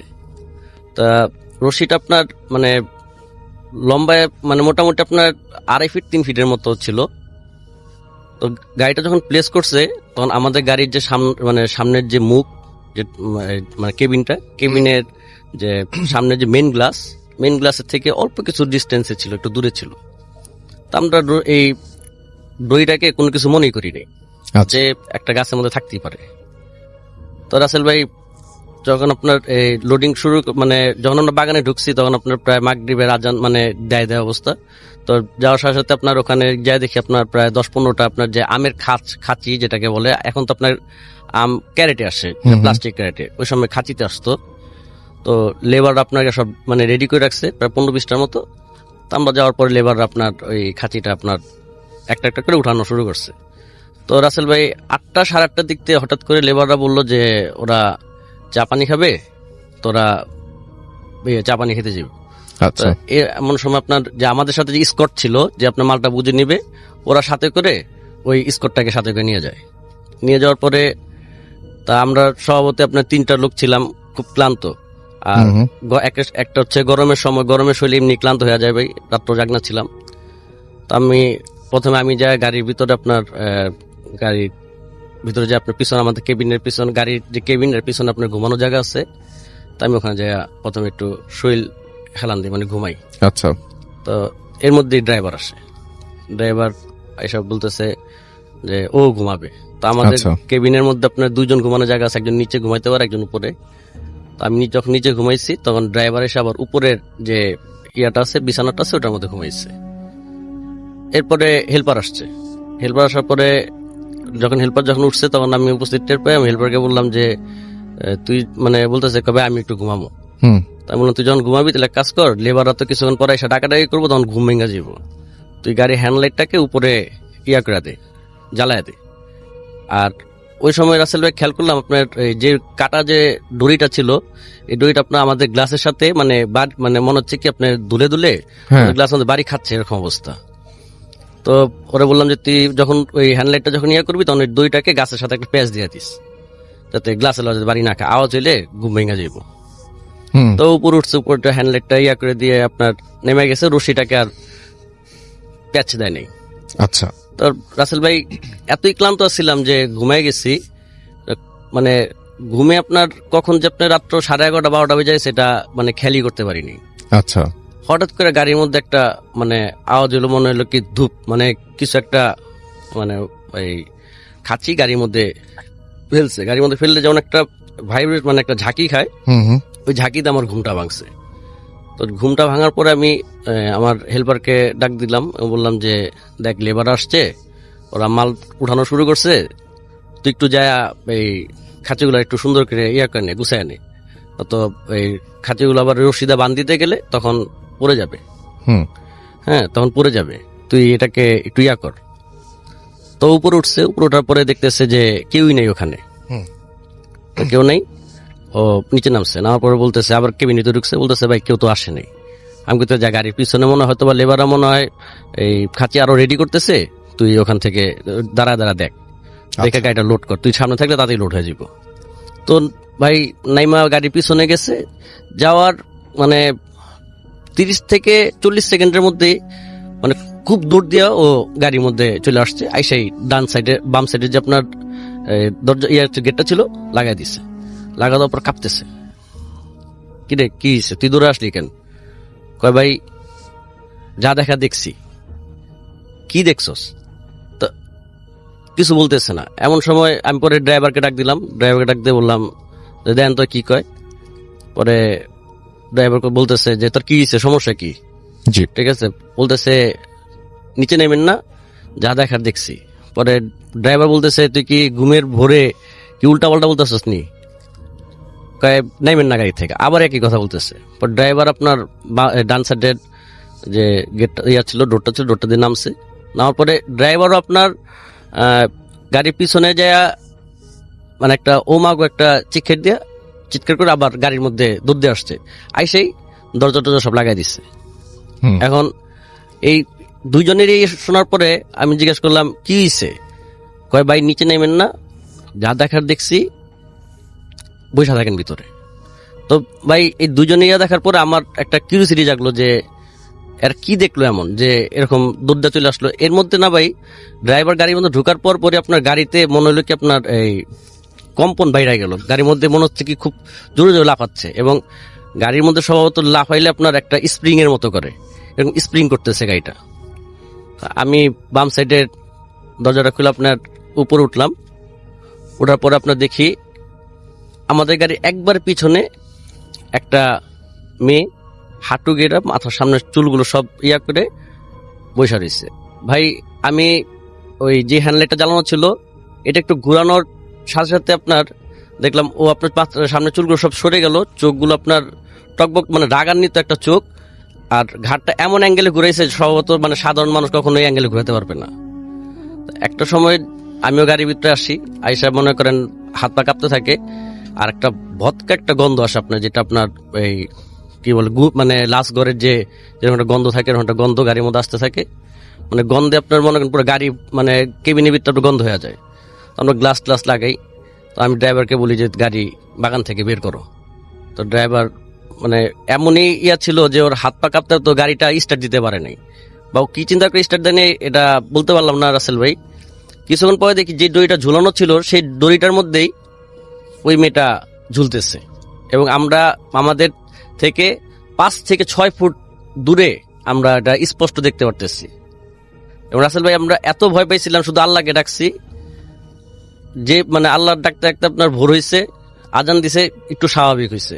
এরপর আপনার সকালবেলা আপনার যখন লেবার আসছে, স্কট আসছে, তখন আমার ড্রাইভার এবং হেল্পার সাথে তুমুল ঝগড়া হইলো, এবং ঝগড়ার এক পর্যায়ে আপনার এলাকার আশেপাশে যে লোকজন আসছিল দূরে মানে বাড়িঘর দূরে যারা ছিল তারা আসছে, আসার পরে আপনার আমাদের জিজ্ঞাসা করলো কি হয়েছে, পরে আমরা ঘটনা বললাম, রাত্রের ঘটনা।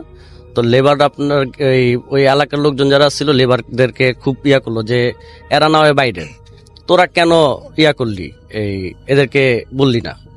তো লেবারদের মনে একটা ইয়া ছিল কি যদি ওরা যদি আমাদের কাছে এই ঘটনাটা যদি বলতো তাহলে আমরা হয়তো বা রাত্রেবেলায় গাড়িটা নিয়ে বের হয়ে যেতাম, এই কারণে ওরা বলে নেই। পরে একজনের মাধ্যমে জানতে পারলাম যে ঘটনা কি। তো অনেক লোক বলল যে এই গ্রামেরই এক মেয়ে মানুষের বাসা আপনার কাজ করে, আপনি দিন কাজ করে দিন খেত।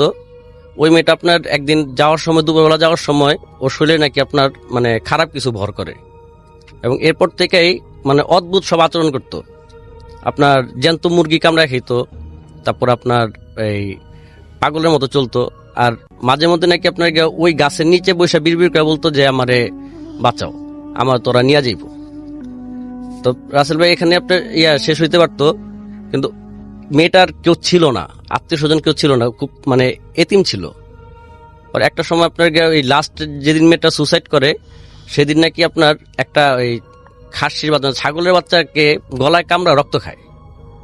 এরপরে আপনার ওই এলাকার লোকজন আপনার এটা দেখার পর মানে অতিষ্ঠ হয়ে গেছে এবং ওর উপরে খুব প্রহর করে, এবং ওদিনকার রাত্রেই ও মানে মারা যায়, পরদিন সকালবেলা দেখতে মারা যায়। এই ছিল রাসেল ভাই। Thank you so much. তার ঘটনা শুনবো, আপনার নামটা প্লিজ একটু বলবেন, কোথা থেকে এসেছেন, তারপরে আপনার ঘটনা, এবং আপনি চাইলে আপনার নাম কোথা থেকে এসেছেন সেটা নাও বলতে পারেন, সরাসরি আপনার ঘটনাতে যেতে পারি। And thanks for coming, and আশা করছি যে আমি আপনার ঘটনাটা অফ এয়ারে শুনেছি, অ্যান্ড ইটস ফ্যান্টাস্টিক, এবং আশা করছি যারা শুনছেন তাদেরও ভালো লাগবে। চলুন শুনে আসি আপনার ঘটনা। হ্যালো রাসেল ভাই, হ্যালো লিসনার্স। আমি নাফিজা, আমি ধানমন্ডি থেকে এসেছি। স্টোরিটা আসলে স্কেরি না ঠিক, but I think it's bit of paranormal তো হবেই। আমি ঠিক আসলে আনসারটা জানি না, তো আমি যেরকমভাবে ইনসিডেন্টগুলো ঘটেছে সেরকমভাবে বলার চেষ্টা করছি। আমি 2015-এ ধানমন্ডিতে খুব একটা জনপ্রিয় এলাকাতে মুভিং করি আমার ছেলের সাথে। তো অ্যাপার্টমেন্টটা যেটাতে আমরা মুভিং করি সেটা বেশ পুরানো একটা বিল্ডিং, 15-20 বছর তো হবেই মিনিমাম। সো সেই অ্যাপার্টমেন্টে যখন আমরা মুভিং করি everything was fine up until last year 2018 ডিসেম্বরে ফার্স্ট ইনসিডেন্ট হয়। তার আগে আমি ছোটখাটো আওয়াজ টাওয়াজ পেতাম, যেরকম ফার্নিচার ড্র্যাগ করা চেয়ার, মনে হচ্ছে আমি কিচেনে লিভিং রুমে আমার ডাইনিং স্পেসে আমার ডাইনিং চেয়ারটা কেউ ড্র্যাগ করলে যেরকম একটা আওয়াজ হবে সেরকম আওয়াজ প্রায় পাই, মানে আওয়াজটা খুবই কাছে মনে হয়। আবার এত রাতে হয় যে ওই আওয়াজগুলো এত রাতে কেউ নিশ্চয়ই ভারী কিছু মুভ করবে না। সো যাই হোক, আই ইগনোরড। বাট লাস্ট ডিসেম্বরে যেটা হলো সেটা হচ্ছে যে আমার ছেলের ঘরের খাটটা আমি বিক্রি করার জন্য খাটের ফ্রেমটা জাস্ট আলাদা করে ফোমটা আমি মাটিতে রেখেছিলাম, এবং ফোমের উপরেই আমরা কিছুদিন শুই, মানে ও কিছুদিন শোয়। সো এক রাতের কথা, আমি ওকে ঘুম পাড়াচ্ছি এবং লাইক ইউ হ্যাভ সিন আমি 2 কানে তিনটা গোল্ডের রিং পরি, খুব পাতলা চিকন রিং, বাট এটা পুশালা রিং না, এটা জাস্ট মানে চাপ দেওয়া আর কি। সো ওকে ঘুম পাড়ানোর সময় একটা বাম কানের মিডল রিংটা হঠাৎ করে আমার হাতে খুলে আসে। সো আই থট ঠিক আছে, খুলে এসছে, আমি ওকে ঘুম পাড়িয়ে আমি পরে পরে নেব। সো ওটা চিন্তা করে আমি আমার পাশে মাটিতে গল্পের বই ছিল তার উপর রেখে আমি ওকে ঘুম পাড়ালাম। তারপরে আই ওয়াজ ভেরি টায়ার্ড, আমি কমপ্লিটলি ওটার কথা ভুলে যাই, এবং ভুলে যাই আমার 3-4 দিন পরে, ইনফ্যাক্ট তারও বেশি পরে হঠাৎ করে একদিন মনে পড়ে, আল্লাহ আমার কানের দুলটা তো ওইখানে রেখেছিলাম।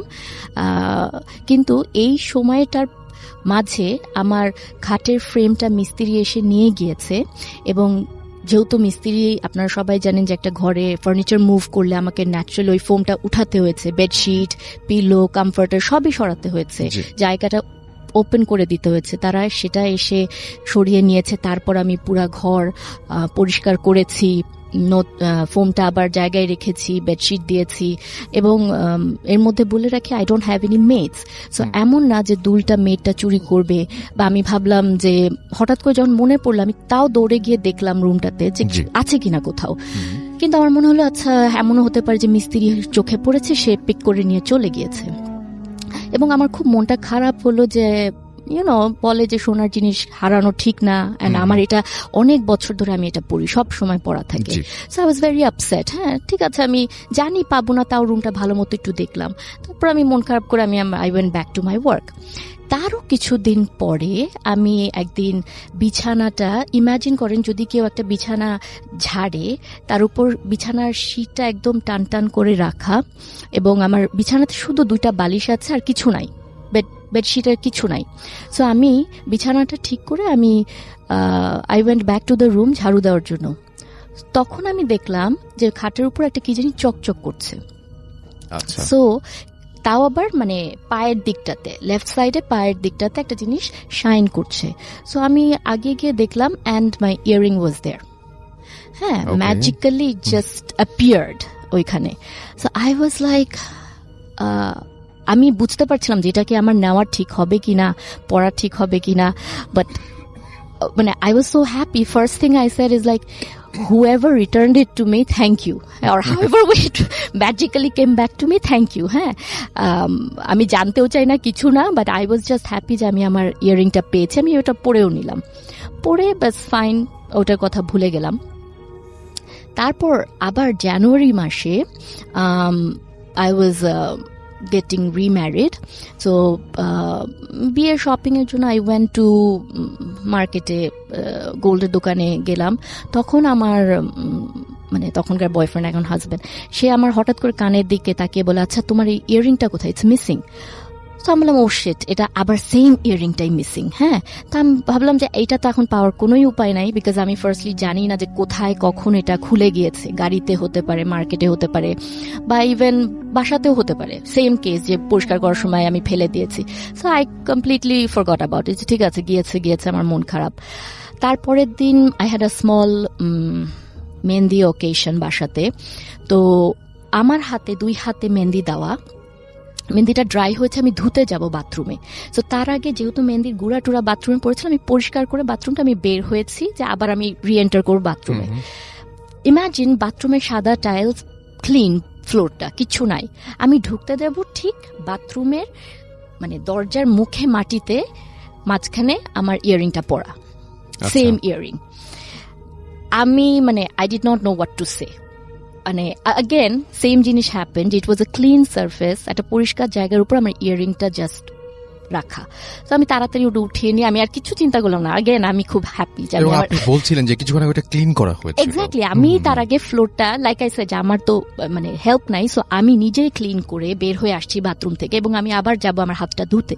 সো তখন আমি যখন বাথরুমে ঢুকতে যাব ঠিক তখনই আমার পায়ের কাছে আমি দেখলাম কি shiny, so my earring was right there. আমি ভাবলাম যে ইয়ারিংটা এখানে কি করে আসলো, এখানে তো আসার কথা না, কারণ মানে আমি সোনার দোকানে গিয়েছি তার একদিন 2 দিন আগে, তারপর তখন আমি নোটিস করছি আমার কানে দুলটা নাই। সো আই কেম ব্যাক, তারও অবভিয়াসলি অনেকবার বাথরুমে গিয়েছি, বের হয়েছি, কিছুই নাই। সো তখন ওই জিনিসটা ওখানে কোথা থেকে আসলো? এবং এটা ফ্লোরের উপরে যদি থাকে আপনি আগেও দেখতে পেতেন, যেহেতু হ্যাঁ, পরে আমি দেখেছেন। যখন ক্লিন করলাম তখনও তো আমি দেখতে Right. পেতাম, কিন্তু পেলাম না। তখন যাই হোক, মানে আমি তো just I was just happy যে ওটা আমি পেয়ে গিয়েছি। সো এটা আমার কাছে খুবই অবাক লাগলো। এবং যেহেতু মানে বাসাটা ওল্ড, সেহেতু হতেই পারে যে কোনো কিছু আছে সেখানে, বাট ইটস নট হার্মফুল। যেহেতু আমাকে জিনিসটা সে রিটার্ন করে দিয়েছে, সো আই এম থিঙ্কিং যে সে ভালো। এবং আমি বাসায় ঢোকার আগে মানে মুভ ইন করার আগে আমি বাসাটা বাঁধিয়ে নিয়েছিলাম একজন হুজুরকে ডেকে, জি। বিকজ এখন আমি আমার ছেলেকে নিয়ে একা থাকবো দেখে। প্লাস আমি কোরআন শরীফও রেখে দিয়েছিলাম বেশ কিছুদিন আগে মুভ ইন করার। প্লাস আমি যেটা শুনেছিলাম যে নতুন কোনো জায়গাতে মুভ ইন করার আগে ইফ ইউ লিভ একটা পানির বোতল যদি আপনি, খুব ইন্টারেস্টিং হ্যাঁ, এটা। হ্যাঁ, একটা পানির বোতলে পানি ভরে, সে মামের একটা বোতলে যদি পানি ভরে বোতলটা সিল করে আপনি রেখে দেন কোন একটা জায়গাতে, কয়েকদিন পরে এসে ওই পানিটা চেক করতে পারেন। ওই পানিটা যদি আপনার বাসাতে কোনো ব্যাড এন্টিটি থাকে, মানে খারাপ স্পিরিট বা ব্যাড এনার্জি, বেসিক্যালি ওই পানির লেভেলটা অটোমেটিক্যালি কমে যাওয়ার কথা। এটা আমি শুনেছি। সো আমি ভাবলাম যে why not try it. So আমি ওই বাসাটাতে মুভ ইন করার আগে প্রায় সপ্তাহখানেক ওরকম রেখে দিয়েছিলাম পানির বোতলটা, বাট এসে দেখলাম যে না, ওটা কিছু হয় না, ওই রকমই আছে। সো দেন আই রিয়েলাইজ না, ঠিক আছে, ওরকম খারাপ কিছু নাই। আপনার ছেলের সাথেও একটা ঘটনা হ্যাঁ, ঘটেছিল আপনি বলছিলেন। ছেলের সাথে ঘটেছে, সেটা হচ্ছে যে ওটা একদম রিসেন্ট, ইনফ্যাক্ট লাস্ট উইকেই। সো লাঞ্চ বক্সে আমি টিফিন রেডি করে ওকে স্কুলে রওনা করে দেওয়ার পর আমার মনে পড়েছে যে আচ্ছা, আমি তো ওর লাঞ্চ বক্সে একটা ফর্ক দিতে ভুলে গেছি, কাঁটা চামচতে দিই নাই। সো আমি তখন বললাম আল্লাহ, ভুলে গেলাম, ও কি করে খাবে। তারপর স্কুলে থেকে ওকে পিক করার পর আমি বললাম যে আরশান, আই এম সরি, আমি ভুলে গিয়েছি, তোমার লাঞ্চ বক্সে তো আমি ফর্ক দিই নাই। তো বললো যে না, দ্য ফর্ক ওয়াজ দেয়ার, একটা ফর্ক ছিল। আমি বললাম যে কিভাবে, আমি তো ভুলে গিয়েছিলাম দিতে, আমি তো দিই নাই, আমি নিজে জানি যে আমি দিই নাই। হ্যাঁ, আই প্যাকড এভরিথিং, বাট আমি ফর্কটা দিই নাই। তো তারপর তাড়াতাড়ি বাসায় আসার পর আমি খুলে দেখি যে ঠিক একটা সাদা ডিসপোজেবল কাঁটা চামচ লাঞ্চ বক্সের মধ্যে। আচ্ছা, সো সে ওটা ইউজও করেছে অল দ্যাট। তখন এটাও আমাকে একটু ফ্রিক আউট করলো, but again I was happy যে যেই থাকুক আমাকে হেল্প করছে আর কি, যে আমি ভুলে গেলেও তার মাথায় ওটা আছে যে ওটা সে ওইখানে দিয়ে দিয়েছে। সো যেহেতু এটা আমাকে কোনো ক্ষতি করছে না বা কিছু না, সো আমি আসলে বদার্ড না। কিন্তু তারপর at the back of the head তো থাকেই যে কিছু একটা আওয়াজটা কোথা থেকে ফর ইনস্টেন্স আসে এত রাতে। তারপর মনে হয় মাঝে মাঝে যে ওপরে মাথার কাছে মনে হয় যে মার্বেল কেউ ফেলে যেমন কটকট কট করে একটা আওয়াজ হয়, সেরকম একটা আওয়াজ হয়, বা হেভি ফার্নিচার টানলে যেরকম আওয়াজ হয় ওরকম হয়। জি। তো আমি আমার নেবারদেরকেও জিজ্ঞেস করছি যে আপনারা কি এরকম কোনো আওয়াজ করছেন বা কিছু, তো ওনারা বলছে যে না, এত রাতে। আর এত রাতে আসলে কাকে জিজ্ঞেস করবো? 12:30 1 o'clock যদি এরকম আওয়াজ হয়, এত রাতে তো কাউকে জিজ্ঞেস করা যায় না। সো এগুলা হয়েছে। প্লাস আমি পরে জানতে পারি যে আমার যে ফ্ল্যাটটাতে আমি আছি সেটা বেশ কিছুদিন কেউ ছিল না, প্রায় 2 বছর হয়তো বা হবে, এরকম খালি ছিল। সো এমনও হতে পারে যে খালি বাসা থাকলে অনেক সময় অনেক কিছু সেখানে জায়গা নিতে পারে। সো এটাই আর কি। Thank you so much. I'll get back to you. আমরা শুনলাম আমাদের প্রথম যে ঘটনাটি, এবং এই ঘটনাটি আশা করছি আপনাদের ভালো লেগেছে। আমি এখন যেটা করব, আমাদের সেকেন্ড যে অতিথি আছেন তার কাছে যাব এবং তার কাছ থেকে একটা ঘটনা শুনে আসবো। শুরুতেই বলবেন আপনার নাম, কোথা থেকে এসেছেন, তারপর আপনার ঘটনায় যাব। Okay, thank you so much Rasel ভাইয়া। আমি রায়ান রশিদ, এসেছি বাংলা মোটর থেকে। বর্তমানে আমি পড়ছি BA শাহিন কলেজে। অ্যান্ড আমার যে স্টোরিটা, ফার্স্টে আমি স্টোরিটা স্টার্ট করতে যাচ্ছি আমার হুজুরের কাছ থেকে শোনা স্টোরিটা। আমার হুজুর হলেন মৌলানা মিজানুর রহমান আজহারি, এবং ওনার ছোট ভাই হচ্ছেন ফয়জুর রহমান, ওনার সাথে অ্যাকচুয়ালি স্টোরিটা হয়। হুজুর যখন স্টুডেন্ট ছিলেন তখন উনি সম্ভবত ময়মনসিংহের একটা মাদ্রাসাতে পড়তেন। তখন হচ্ছে রাত তখন 10টা বাজে। তখন রাত 10টা যখন বাজে, ওনার হঠাৎ করে ওয়াশরুমে যাওয়ার দরকার পড়ে। তো ওনার নিচের তলায়, উনি থাকতেন নিচের তলায়, তো নিচের তলায় হচ্ছে যেসব ওয়াশরুমগুলো ছিল হঠাৎ করে দেখেন যে সেগুলো তালাবদ্ধ। উনি বেশ অবাক হন যে আমাদের জন্য তো সবসময় ওয়াশরুমগুলো উন্মুক্ত করা ছিল, বাট হঠাৎ তালাবদ্ধ করার রিজনটা মানে উনি খুঁজে পান না। বাট উনি চিন্তা করেন তাহলে যেহেতু নিচ তলায় তালাবদ্ধ, তাহলে আমরা দোতলায় যাই। তো উনি দোতলায় যখন যাচ্ছিলেন সেই রাত্রেবেলা হঠাৎ করে দেখেন একজন লাইক স্বাভাবিক একজন মানুষই, হয়তো বা সে সেই মাদ্রাসারই ছিল, কালো টুপি পরা, কালো পাঞ্জাবি, মানে উপর থেকে নিচ পর্যন্ত পুরাটাই কালো।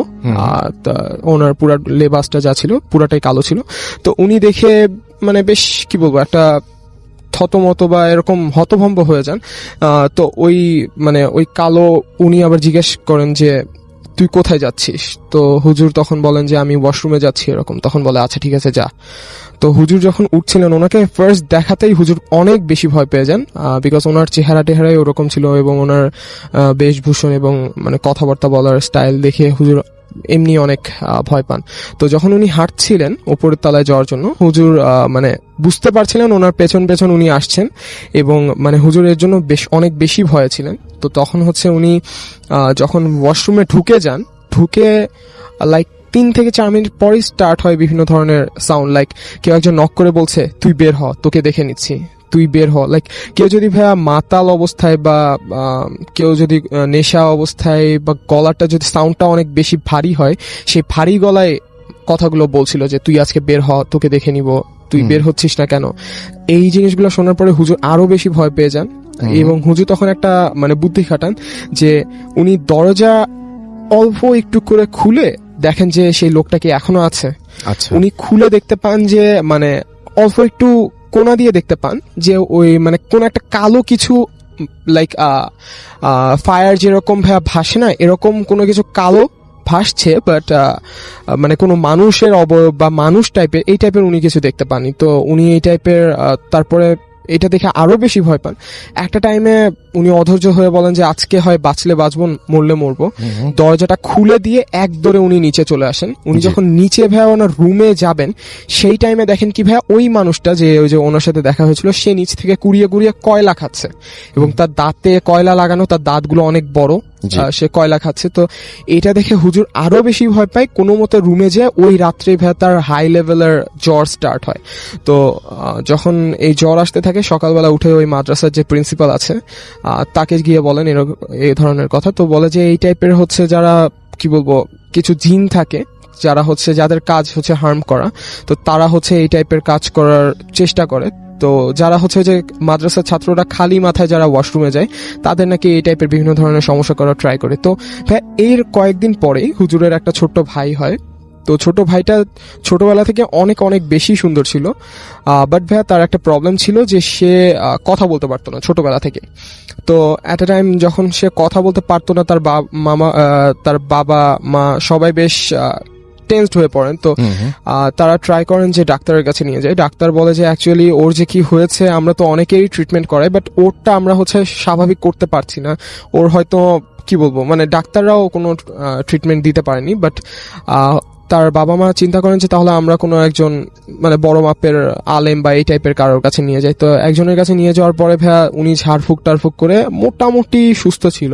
আচ্ছা, তো উনি মানে প্রপারলি কথা বলতে পারতেন না, বাট আমতা আমতা করে যতদূর বলা সম্ভব ছিল। তো এক সময় হচ্ছে তখন বেশ ছোট, সে পুকুরের ধারে বসে মাছ ধরছিল। তো সন্ধ্যার দিকে, সন্ধ্যা তখন প্রায় সূর্য নেমে এসছে, তখন হচ্ছে হঠাৎ করে উনি ওনার মায়ের কাছে যান, মানে হুজুরের ছোট ভাই যিনি, দৌড়ে মায়ের কাছে যেয়ে বলেন মা দেখো ওই যে ওই একটা ছোট্ট বাচ্চা না, ওনা আমাকে ডাকছে। তখন তার মা বলে কই দেখি আয় তো। পরে হচ্ছে যায়, দেখে যে কেউ নেই। তখন তার মা বুঝতে পারে অ্যাকচুয়ালি তার ছোটবেলায় বিভিন্ন ধরনের সমস্যা ছিল আর এখন হচ্ছে এরকম হচ্ছে কিছু একটা। তো এইটা দেখে তার মা ব্যাপারটা বুঝতে পারে। তো তার মা বলে কি তুই আর আজকে বাড়ি থেকে বের হবি না। বাট ভাইয়া প্রবলেমটা হচ্ছে ওই রাত্রে থেকেই তার পাগলামি স্টার্ট হয়। সে আবার ওই যে আগের মতো কথা বলতে পারে না, এই টাইপের ঝামেলাগুলো স্টার্ট হয়। আর তারপরে হচ্ছে তার বাবা মা ডিসিশন নেয় যে ওই যে আগের হুজুরকে দেখিয়েছিল তার কাছে নিয়ে যাবেন। বাট সেই ছেলেটা কোনো মতে সেই হুজুরের কাছে যাবে না। অনেক মানে কি বলবো ভাই, একটা বাচ্চা ছেলে, তার বয়স হয়তো 8 থেকে 10 বছর হবে। আজব ব্যাপার হলো তাকে 5-6 জন মিলেও ধরে রাখা যাচ্ছে না, কন্ট্রোল করে রাখা যাচ্ছে না, তাকে ধরে নিয়ে যেতে হচ্ছে। পরে যখন হচ্ছে তাও খুব কষ্ট করে নিয়ে যাওয়া হচ্ছিল হুজুরের বাড়িতে, হঠাৎ করে সামনে দেখে একটা ঈগল পাখি, মানে ঈগল বলতে কি এটা খুব বড় মাপের একটা পাখি। তো বড় মাপের একটা পাখি মানে দেখতে অনেক ভয়ানক, অনেক বেশি ভয়ানক। আচ্ছা। এইটা দেখার পরে হচ্ছে তার মা ওনাকে বলেন যে তুই হচ্ছে ওর হাতটা শক্ত করে ধরে রাখ।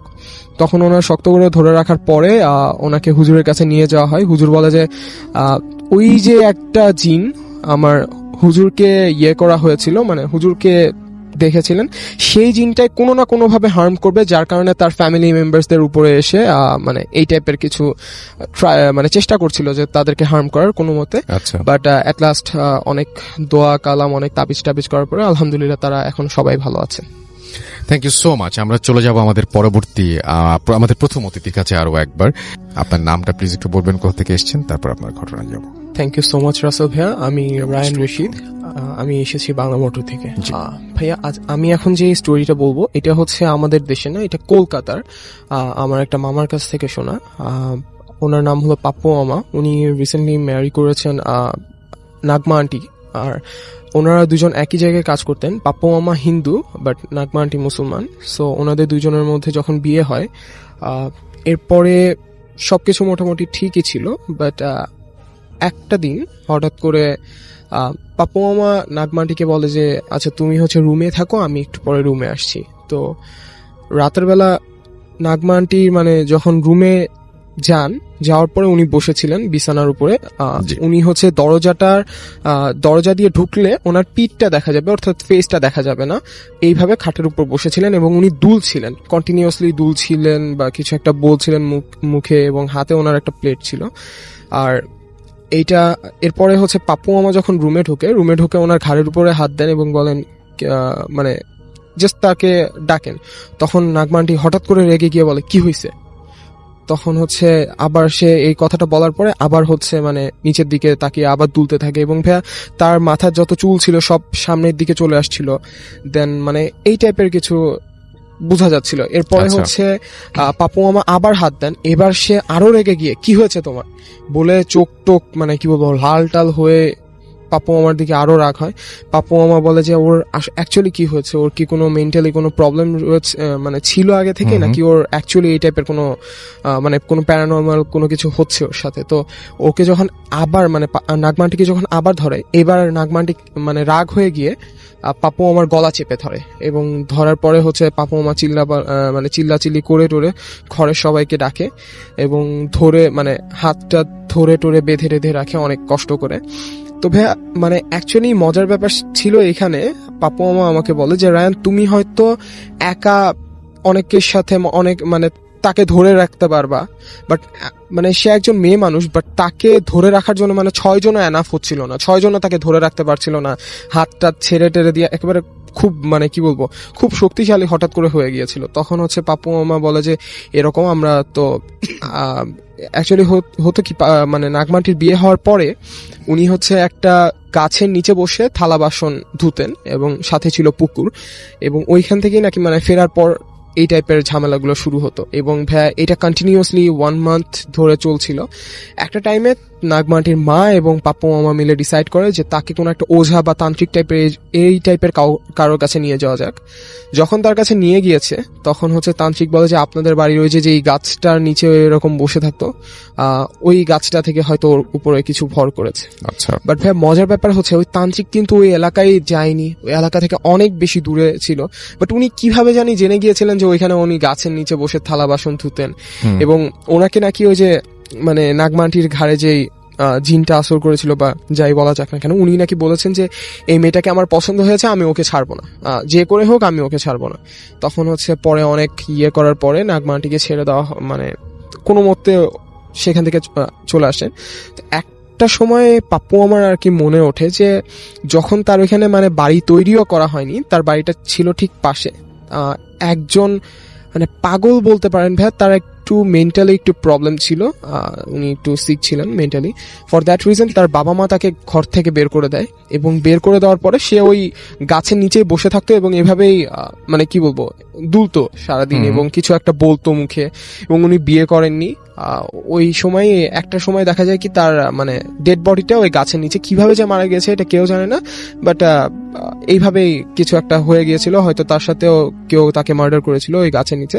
বাট ওর পর থেকে ওই গাছের নিচে যেই যায় না কেন ভাইয়া এই টাইপের বিভিন্ন ধরনের ঝামেলা হয়। ঠিক একইভাবে ভাইয়া ওই গ্রামে যারাই বিয়ে করে না কেন তাদের সাথেই তাদের বিভিন্ন ধরনের প্রবলেম সৃষ্টি হয়। আর নাগমা আন্টির সাথেই ঠিক আরেকজন আছেন শাহরুখ ভাই, তো শাহরুখ ভাইয়ের সেম ওনারা দুজন বিয়ে করেছেন, শাহরুখ ভাইয়ের ওয়াইফ। তো হঠাৎ করে শাহরুখ ভাইয়ের ওয়াইফের এই যে এরকম 1 মান্থের মাথায় এসে তার মানে ওয়াইফের কিছু একটা এরকম প্রবলেম হয়। এরপরে দেখা যায় কি ভাই তার ওয়াইফ হঠাৎ করে হচ্ছে দেয়ালের সাথে খুব জোরে মাথায় বাড়ি দিচ্ছে। এরপরে হচ্ছে ভাইয়া শাহরুখ ভাই আমাকে বললো যে ও দেয়াল ক্রোলিং করে ওঠা শুরু করেছে। আমি জাস্ট এই জিনিসটাতে বেশি অবাক হয়েছি যে একটা দেয়াল প্লেন থাকে, বাট একটা মানুষ কিভাবে সেটাতে ক্রোল করে উপরে চড়তে পারে। বাট শাহরুখ ভাই আমাকে বলে যে এটা 100% ট্রু, এবং তার নিজে চোখে দেখা, এবং সে আমাকে ছবি বের করে দেখা যে সে যে মাথা বাড়ি দিয়েছিল সেটা তার কারণে তার মাথা একটা মানে ব্লু কালারের স্পট তৈরি হয়ে গিয়েছিল। তো এটা আমাকে দেখিয়েছিল। এরপরে হচ্ছে বলে ভাইয়া যে এরকম তাকেও পরে তান্ত্রিকের কাছে নিয়ে যাওয়া হয়। তারপরে তান্ত্রিকও বলে ওই যে ওই টাইপের কিছু একটা তার উপরে আছর টাইপের কিছু একটা করেছিল, যার কারণে এই ধরনের সমস্যা ছিল। তো যখন তাকে তান্ত্রিকের কাছে নিয়ে যাওয়া হয় তখন হচ্ছে তান্ত্রিক বলে যে তুই যদি বের না হোস তাহলে আমি কিন্তু মেরে ফেলবো। তখন হচ্ছে বলে যে তুই যদি মারতেই পারিস তাহলে তো তুই এই বডিটাকে মারতে পারবি, আমাকে তো মারতে পারবি না। তখন হচ্ছে তান্ত্রিক অনেক কি বলবো বোতলে বন্দি করে ভাইয়া তার মানে এই যে কোনার আঙ্গুলটা রয়েছে এই কোনার আঙ্গুলের সাথে একটা দড়ি দিয়ে একটা বোতল দিয়ে কিভাবে জানি জাস্ট বোতল বন্দি করে। এরপর থেকে ভাইয়া তারা দুজনই আলহামদুলিল্লাহ এখন পর্যন্ত সুস্থ থ্যাংক ইউ আছে। So much. আমরা চলে যাচ্ছি আমাদের পরবর্তী অতিথির কাছে, এবং তিনি আমাদের দ্বিতীয় অতিথি, তিনি তার ঘটনাটি শেয়ার করবেন। জি, তো আপনি যেভাবে বলতে চান আমি আপনার কাছ থেকে সেভাবেই শুনি। তার আগে এই অ্যাপার্টমেন্টেরই আরো 2টা জিনিস, একটা এখনই হঠাৎ করে মাথায় আসলো। আচ্ছা। এটাও কিন্তু ইজ ভালোই আর কি। আচ্ছা। সেটা হচ্ছে তার আগে আরেকটা বলি, আমার ছেলের ইনসিডেন্ট হওয়ার পর আগে লাস্ট উইকে আমি কিচেনে কাজ করছি। তো আমার কিচেনে একটা কিচেন নাইফ আছে যেটা আমি অনেক কিছুর জন্য ইউজ করি। জি। সো সেই নাইফটা খুঁজে পাচ্ছি না, কোথাও খুঁজে পাচ্ছি না, কোথায় কোথায় কোথায়। ডাইনিং টেবিলে দেখলাম, কিচেনে সব কাউন্টার টপে দেখলাম, কোথাও খুঁজে পাচ্ছি না। তারপর ইভেন সিঙ্কও আমি নাড়াচাড়া করলাম যে সিঙ্কের তলায় যদি ধুয়ে আমি রাখি, তাও পাচ্ছি না। তারপর আমি হঠাৎ করে আমি ফরগেট ইট, আমি অন্যদিকে টার্ন করে আবার আমি সিঙ্কের কাছে আসলাম যে আমি বেসিন থেকে বাটি টাটিগুলো তুলবো। জি। আগেন একটা ক্লিন পরিষ্কার মানে কর্নারে যেখানে কিছু নাই, কাঁচিটা ওখানে রাখা। আচ্ছা। সো I was like, মানে ইটস অলমোস্ট লাইক আমার সাথে এরা মানে they are playing a game with me, hide and সিকের। হ্যাঁ, আমার কাছে মনে হলো যে এটা কোথা থেকে আসলো। আমি এক্ষুনি এই জায়গাটাতেই চেক করলাম এবং একটা সাদা বাটি ছিল, বাটিটার পাশে কিছু নাই। হঠাৎ করে আমি টার্ন করে দেখি যে আবার কাঁচিটা ওইখানে। So again I was like, আমি যতবার এটা আমি মনে বলে থ্যাংক ইউ, যেই দিচ্ছ thank you, you are helping me out. তারপর আমি আরেকটু পেছনে যাচ্ছি, আই থিঙ্ক লাস্ট মান্থে বা কিছু, আমি জানি আমার আলমারির একটা ড্রয়ারে আমি সব ইম্পর্টেন্ট জিনিস রাখি, টাকা পয়সা সব রাখি। ওখানে আমি জানি যে কোনো নোটস নাই বা কিছু নাই, টাকা নাই। সো ওইটা আমি হঠাৎ করে খুললাম কিছু একটা কাগজ টাগজে দেখার জন্য। অল অফ আ সাডেন ওখানে দেখি 5,000 টাকা রাখা। সো লাইক এটা কোথা থেকে আসলো, কারণ আমি লাস্ট টাইম ওখান থেকে টাকা বের করেছি যখন, তখন কোনো টাকাই ওখানে ছিল না। আচ্ছা, মানে একদম সব শেষ করে। হ্যাঁ, ওই ড্রয়ারে ওরকম নোট কোনো ছিল না, শুধু $200 ছিল, তাছাড়া কোনো পয়সা মানে বাংলাদেশি কারেন্সি ছিল না। সো তার হঠাৎ দেখে একটা ব্যাগের মানে ওইটাও মানে খুব একটা তলায় বা কিছু না যে আমি খেয়াল করি নাই বা কিছু, আমার টাকা থাকলে উপরেই থাকবে। সো ওইটা পেয়ে আমার লাইক আচ্ছা বাহ, ভালো তো, মানে হঠাৎ করে পেয়ে গেলাম, টাকাটা কাজে লাগবে। সো এটা যেরকম আরেকটা ছিল। সো এগুলা গেল সে কথা। এখন কি আমাদের বাসার কথা? ওকে, সো নাও গোয়িং ব্যাক, এটা অনেক বছর আগের কথা। আমার আব্বার বাসাও ধানমন্ডিতে, আমিও ধানমন্ডিতে থাকি, তার বাসাও ধানমন্ডিতে। সো ধানমন্ডিতে যেই বাসাটা আমরা কিনেছিলাম সেটা একটা খুব ওল্ড একটা বাসা ছিল, যেটা পরবর্তীতে আমরা ভেঙে এখন আমাদের থাকা যেখানে থাকি সেই বাসাটা করা হয়েছে। এবং এটাও মানে খুবই একটা মানে ওয়েল নোন জায়গাতে আর কি, যে কোনো বললেই যে কোনো মানুষ চিনতে পারবে। সো যাই হোক, সো পুরান বাসাটা যখন কেনা হয় তখন আমরা ফিউ ইয়ার্স ওখানে মুভ ইন করি থাকি।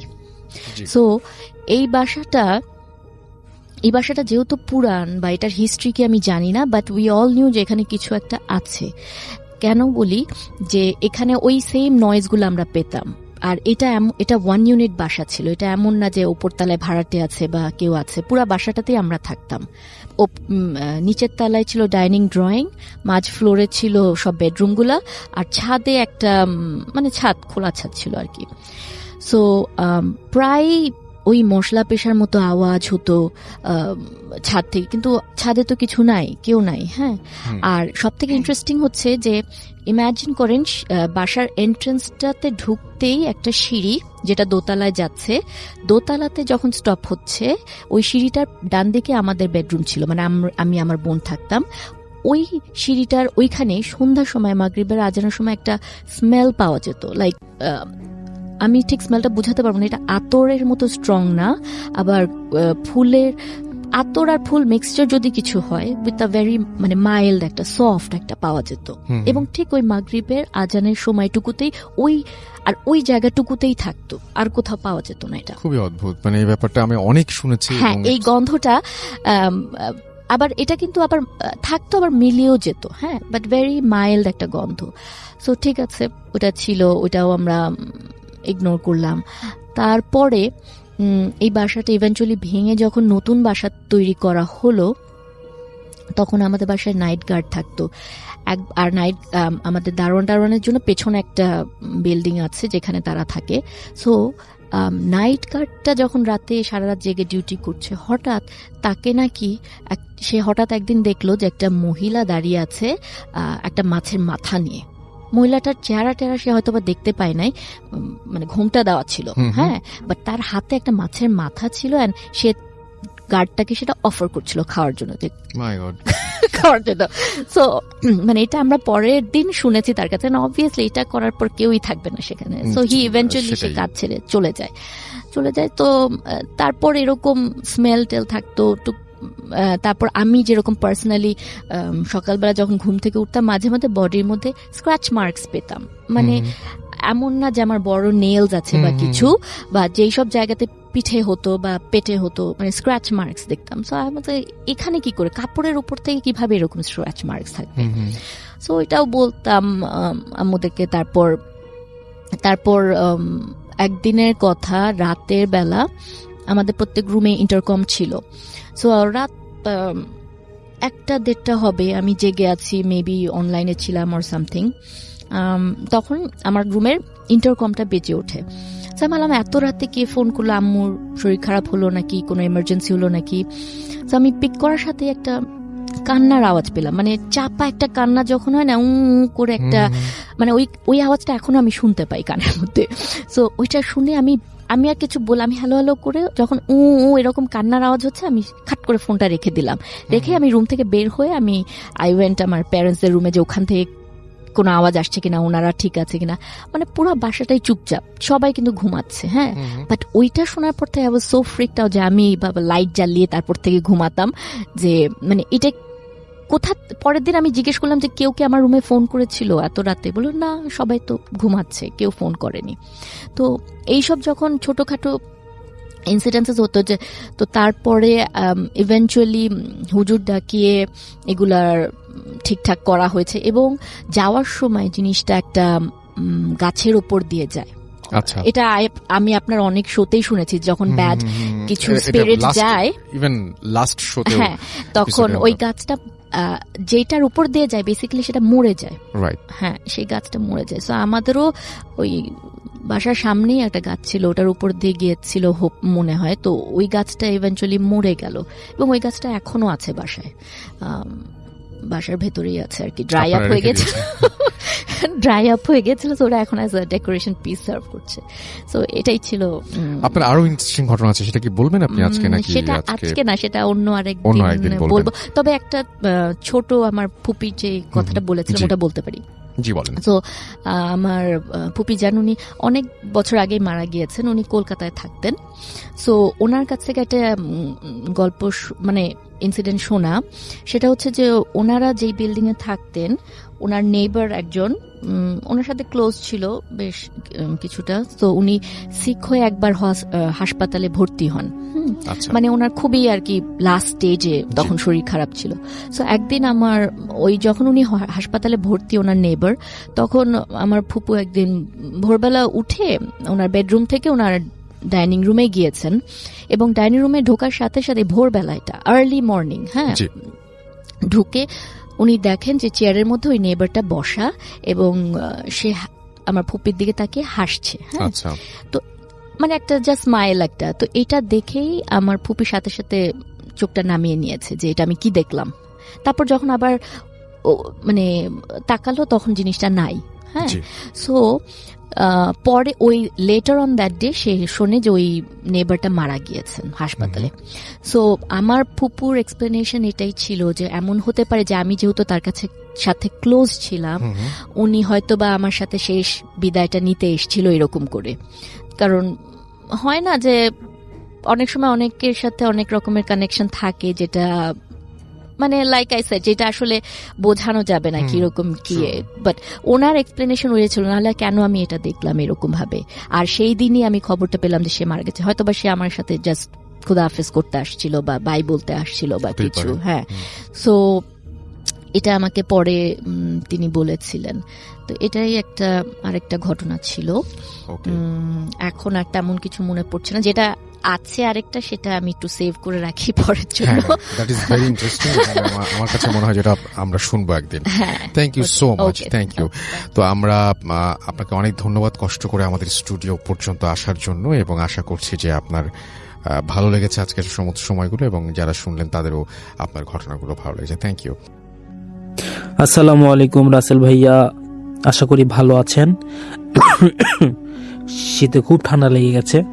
তো অডিয়েন্সরা যে ঘটনাগুলো দিয়েছে, আমি সেই ঘটনা পড়ব। তো ঘটনাটা এত ভয়ঙ্কর ঘটনা, জানি না এত ভয়ঙ্কর ঘটনা কিভাবে সত্যি হয়। তো যাই হোক, সত্য মিথ্যা সবকিছু ঘটনার মাঝখানেই লেখা আছে, আপনারা একটু মনোযোগ সহকারে ঘটনাগুলো শুনবেন। তো আমি ঘটনায় যাচ্ছি। ঘটনাটা বছর 2 আগের। আমাদের পৈতৃক ভিটার একটি ঘর দীর্ঘ 10 বছর ধরে তালাবদ্ধ ছিল।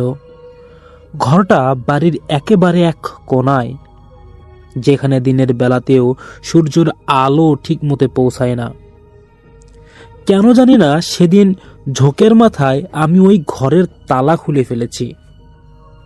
ঘরটা খোলার সাথে সাথে এক ভ্যাপসা পচা গন্ধ আমার নাকে ঝাপটা মারলো। মনে হলো কেউ যেন যুগ যুগ ধরে সেখানে কারো নিঃশ্বাসের জন্য অপেক্ষা করছিল। রাত তখন প্রায় 12টা। আমি আমার ঘরে ঘুমানোর চেষ্টা করছি, কিন্তু পারছি না। হঠাৎ অনুভব করলাম ঘরের তাপমাত্রা অস্বাভাবিক রকমের ঠান্ডা হয়ে গিয়েছে। আমার লেপের ভিতর দিয়েও যেন বরফ শীতল হাত বুলিয়ে দিচ্ছে আমাকে।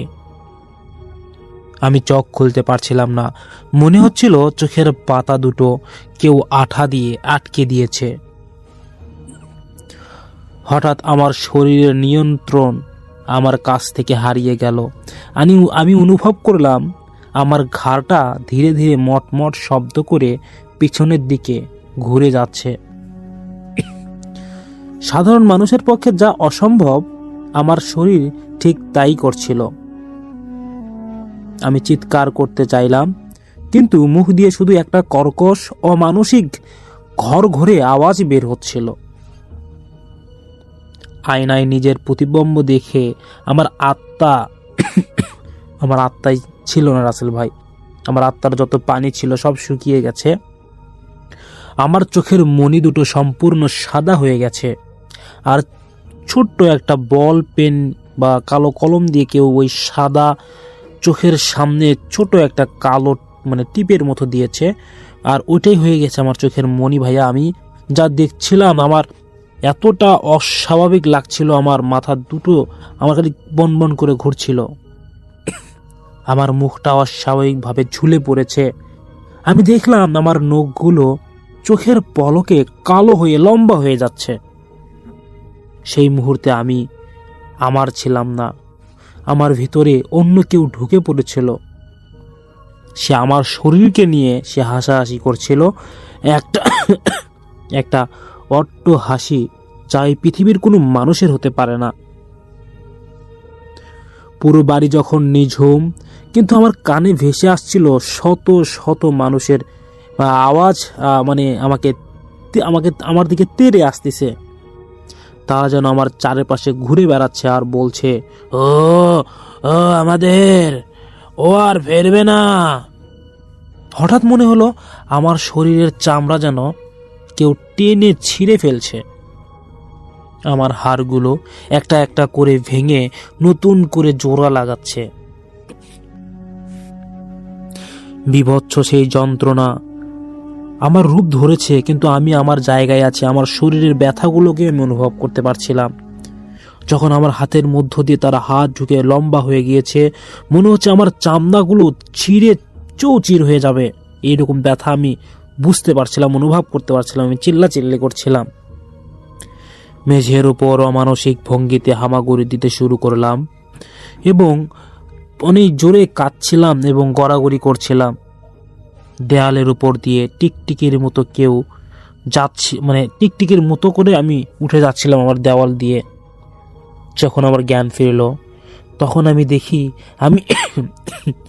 আমি সেই পুরনো তালাবদ্ধ ঘরের সিলিংয়ের সাথে ঝুলে আছি। আমার সব কিছু বিকৃত হয়ে গেছে, আমার সব কিছু চেঞ্জ হয়ে গেছে, কিন্তু আমি যে আমি সেটা আমার মাথায় আমি বুঝতে পারছি। এটাই আমার সাথে এসব হচ্ছে, এটা আমি বুঝতে পারছি। আর আমার সারা শরীরে গভীর নখের আঁচড়। পরের দিন সকালবেলা বাড়ির লোকজন আমাকে উদ্ধার করে এবং ওঝা, বৈদ্য, অনেক কিছু হয়েছে, মানে তারা আমাকে দেখে কিন্তু কিন্তু সেই রাতের বীভৎস স্মৃতি আজও আমার পিছু ছাড়ে না। আজও আমাকে আমার মাঝ রাতে আমি একা থাকলে আমার মনে হয় অন্ধকার কোণ থেকে সাদা মনির সেই চোখ দুটো আবার আমার দিকে তাকিয়ে আছে। শরীর আজও মাঝে মধ্যে নিজের অজান্তেই শক্ত হয়ে যায়, যেন কেউ আবার সেই শরীর দখল নিতে চাচ্ছে। তো এই ছিল রাসেল ভাই প্রথম ঘটনা। এই ঘটনা আমাদেরকে পাঠিয়েছিল, আমরা কালেক্ট করেছি ঘটনাটি। কে লিখেছে ঘটনাটি আমি তার নাম প্রকাশ করতে চাচ্ছি না। তিনি বলেছে, ভাইয়া ঘটনাটি তার দাদুর মুখ থেকে শোনা, কারোর সাথে ঘটেছিল, আমি আমার মতো করে উপস্থাপন করছি। যদি ভালো লাগে অবশ্যই ভাইয়া ঘটনাটি পড়ে শোনাবেন। তো আসলে ভাইয়া আমাদের কাছে আরও ঘটনা আছে, আমরা চলে যাচ্ছি আমাদের নেক্সট ঘটনায়। আমি জানি আপনারা অনেকেই জিনে ধরা বা আছর করা এসব বিষয়কে কুসংস্কার মনে করেন, আমিও করতাম। কিন্তু আমাদের যুক্তি আর বিজ্ঞানের বাইরেও একটা অন্ধকার জগৎ আছে, সেটা আমি হাড়ে হাড়ে টের পেয়েছি। আজ থেকে ঠিক 6 মাস আগের কথা। ঘটনাটা কোনো রূপকথা নয়, আমার নিজের শরীরের উপর দিয়ে যাওয়া এক বিভীষিকা সত্য ঘটনা। সবকিছু শুরু হয়েছিল সাধারণ এক জ্বরের মাধ্যমে। ঘটনাটা মনোযোগ দিয়ে শুনবেন, একদম সত্য ঘটনা অবলম্বে ঘটনাটি লিখেছে এবং বলেছে, ভাইয়া 100% জোর দিয়ে বলছি এই ঘটনাটা একদম সত্য এবং একটা থমথমে পরিবেশের ভিতরে আপনাদের নিয়ে যাবে ইনশাআল্লাহ।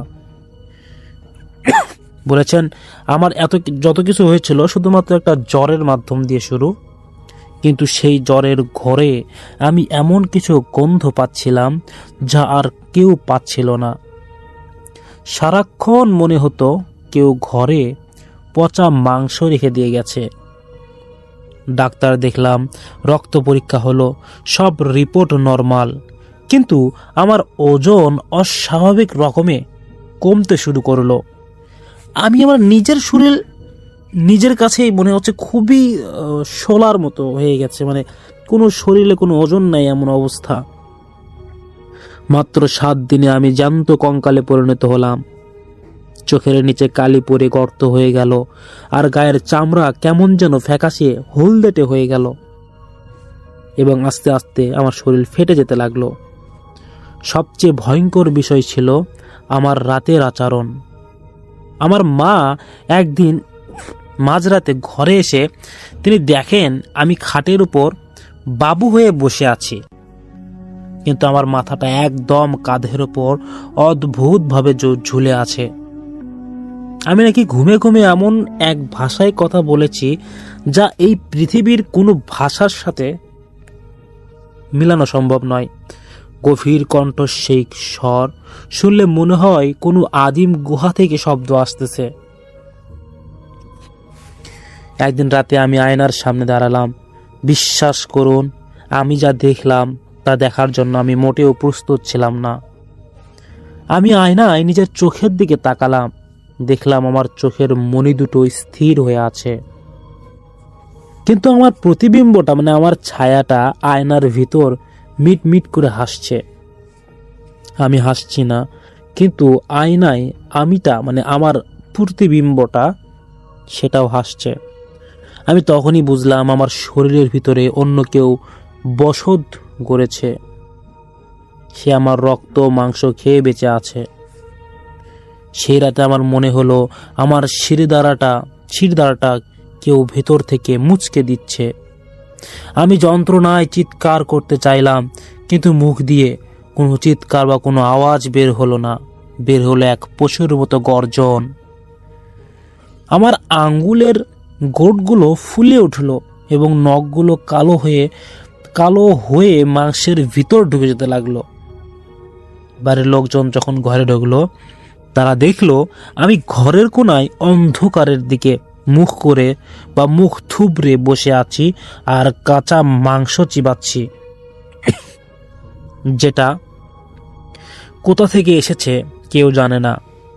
আমার গায়ের চামড়া তখন এতটাই ঠান্ডা যে ধরলে মনে হচ্ছিল যে আমার শরীরটা জানতো 10 মাস বা 10-12 বছর মনে হয় ফ্রিজের ভিতরে ছিল, এত ঠান্ডা হয়েছে।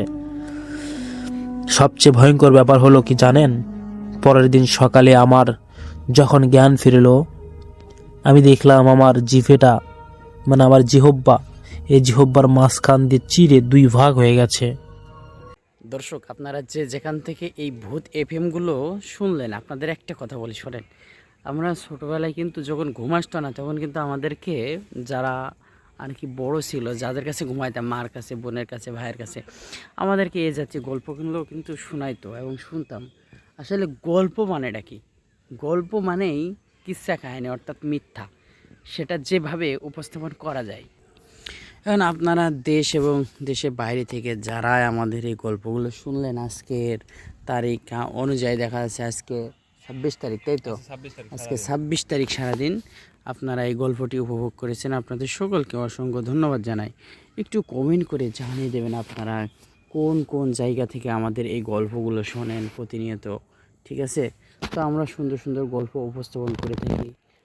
এই যে কিছু ছোটোবেলায় এই জায়গায় এমন একটা কাহিনী ঘটিল যা জানলে অবাক হতে বাধ্য হয়ে যাবেন। আমার আঙ্গুল সোজা হয়ে যায়। আমি ছোটোবেলায় এমনিতে একবার হেঁটে যাচ্ছি, যাইতে যাইতে বাঁশঝাড়ের উপরে কেমন যেন একটা সাদা ধবধবে পরিহিত কাপড় রয়েছে। তখন আমি যখন ভাবলাম এই কাপড় এখানে কিসের কাপড়, তখন আরও চিন্তায় পড়ে যাই। আস্তে আস্তে শব্দ হয়, ঘট ঘট ঘট ঘট মতো শব্দ হয়, কেমন যেন ওই যে গলা কাটা ঘোড়ার মতো চারিপাশে। তখন আমি চিন্তায় পড়ে যাই। এবার যখনই আমি পিছন ফিরে তাকাই, তখনই আসি সাদা কাপড়টি আর দেখতে পারি না। তখন চিন্তায় দিশেহারা হয়ে পড়ি, কি করি, পুরো টেনশনের মধ্যে পড়ে যাই। তারপরের দিনকে ঘুম থেকে ওঠার পর আমার শরীরে জ্বর। মানে কি, এটা সম্পূর্ণ আমি স্বপ্নে দেখেছিলাম, যেটা বললাম এটা বাস্তবে নাই। গল্পটা গল্পই, এই যে আমি গল্পটা বললাম, আপনারা বিশ্বাস করে নিলেন। তো যারা এই ধরনের ভূত এফএম দেখতে চান, আমাদের চ্যানেলটি সাবস্ক্রাইব করে আমাদের সাথে থাকবেন, তাহলে প্রতিনিয়ত ভিডিওগুলো সবার আগে দেখতে পাবেন।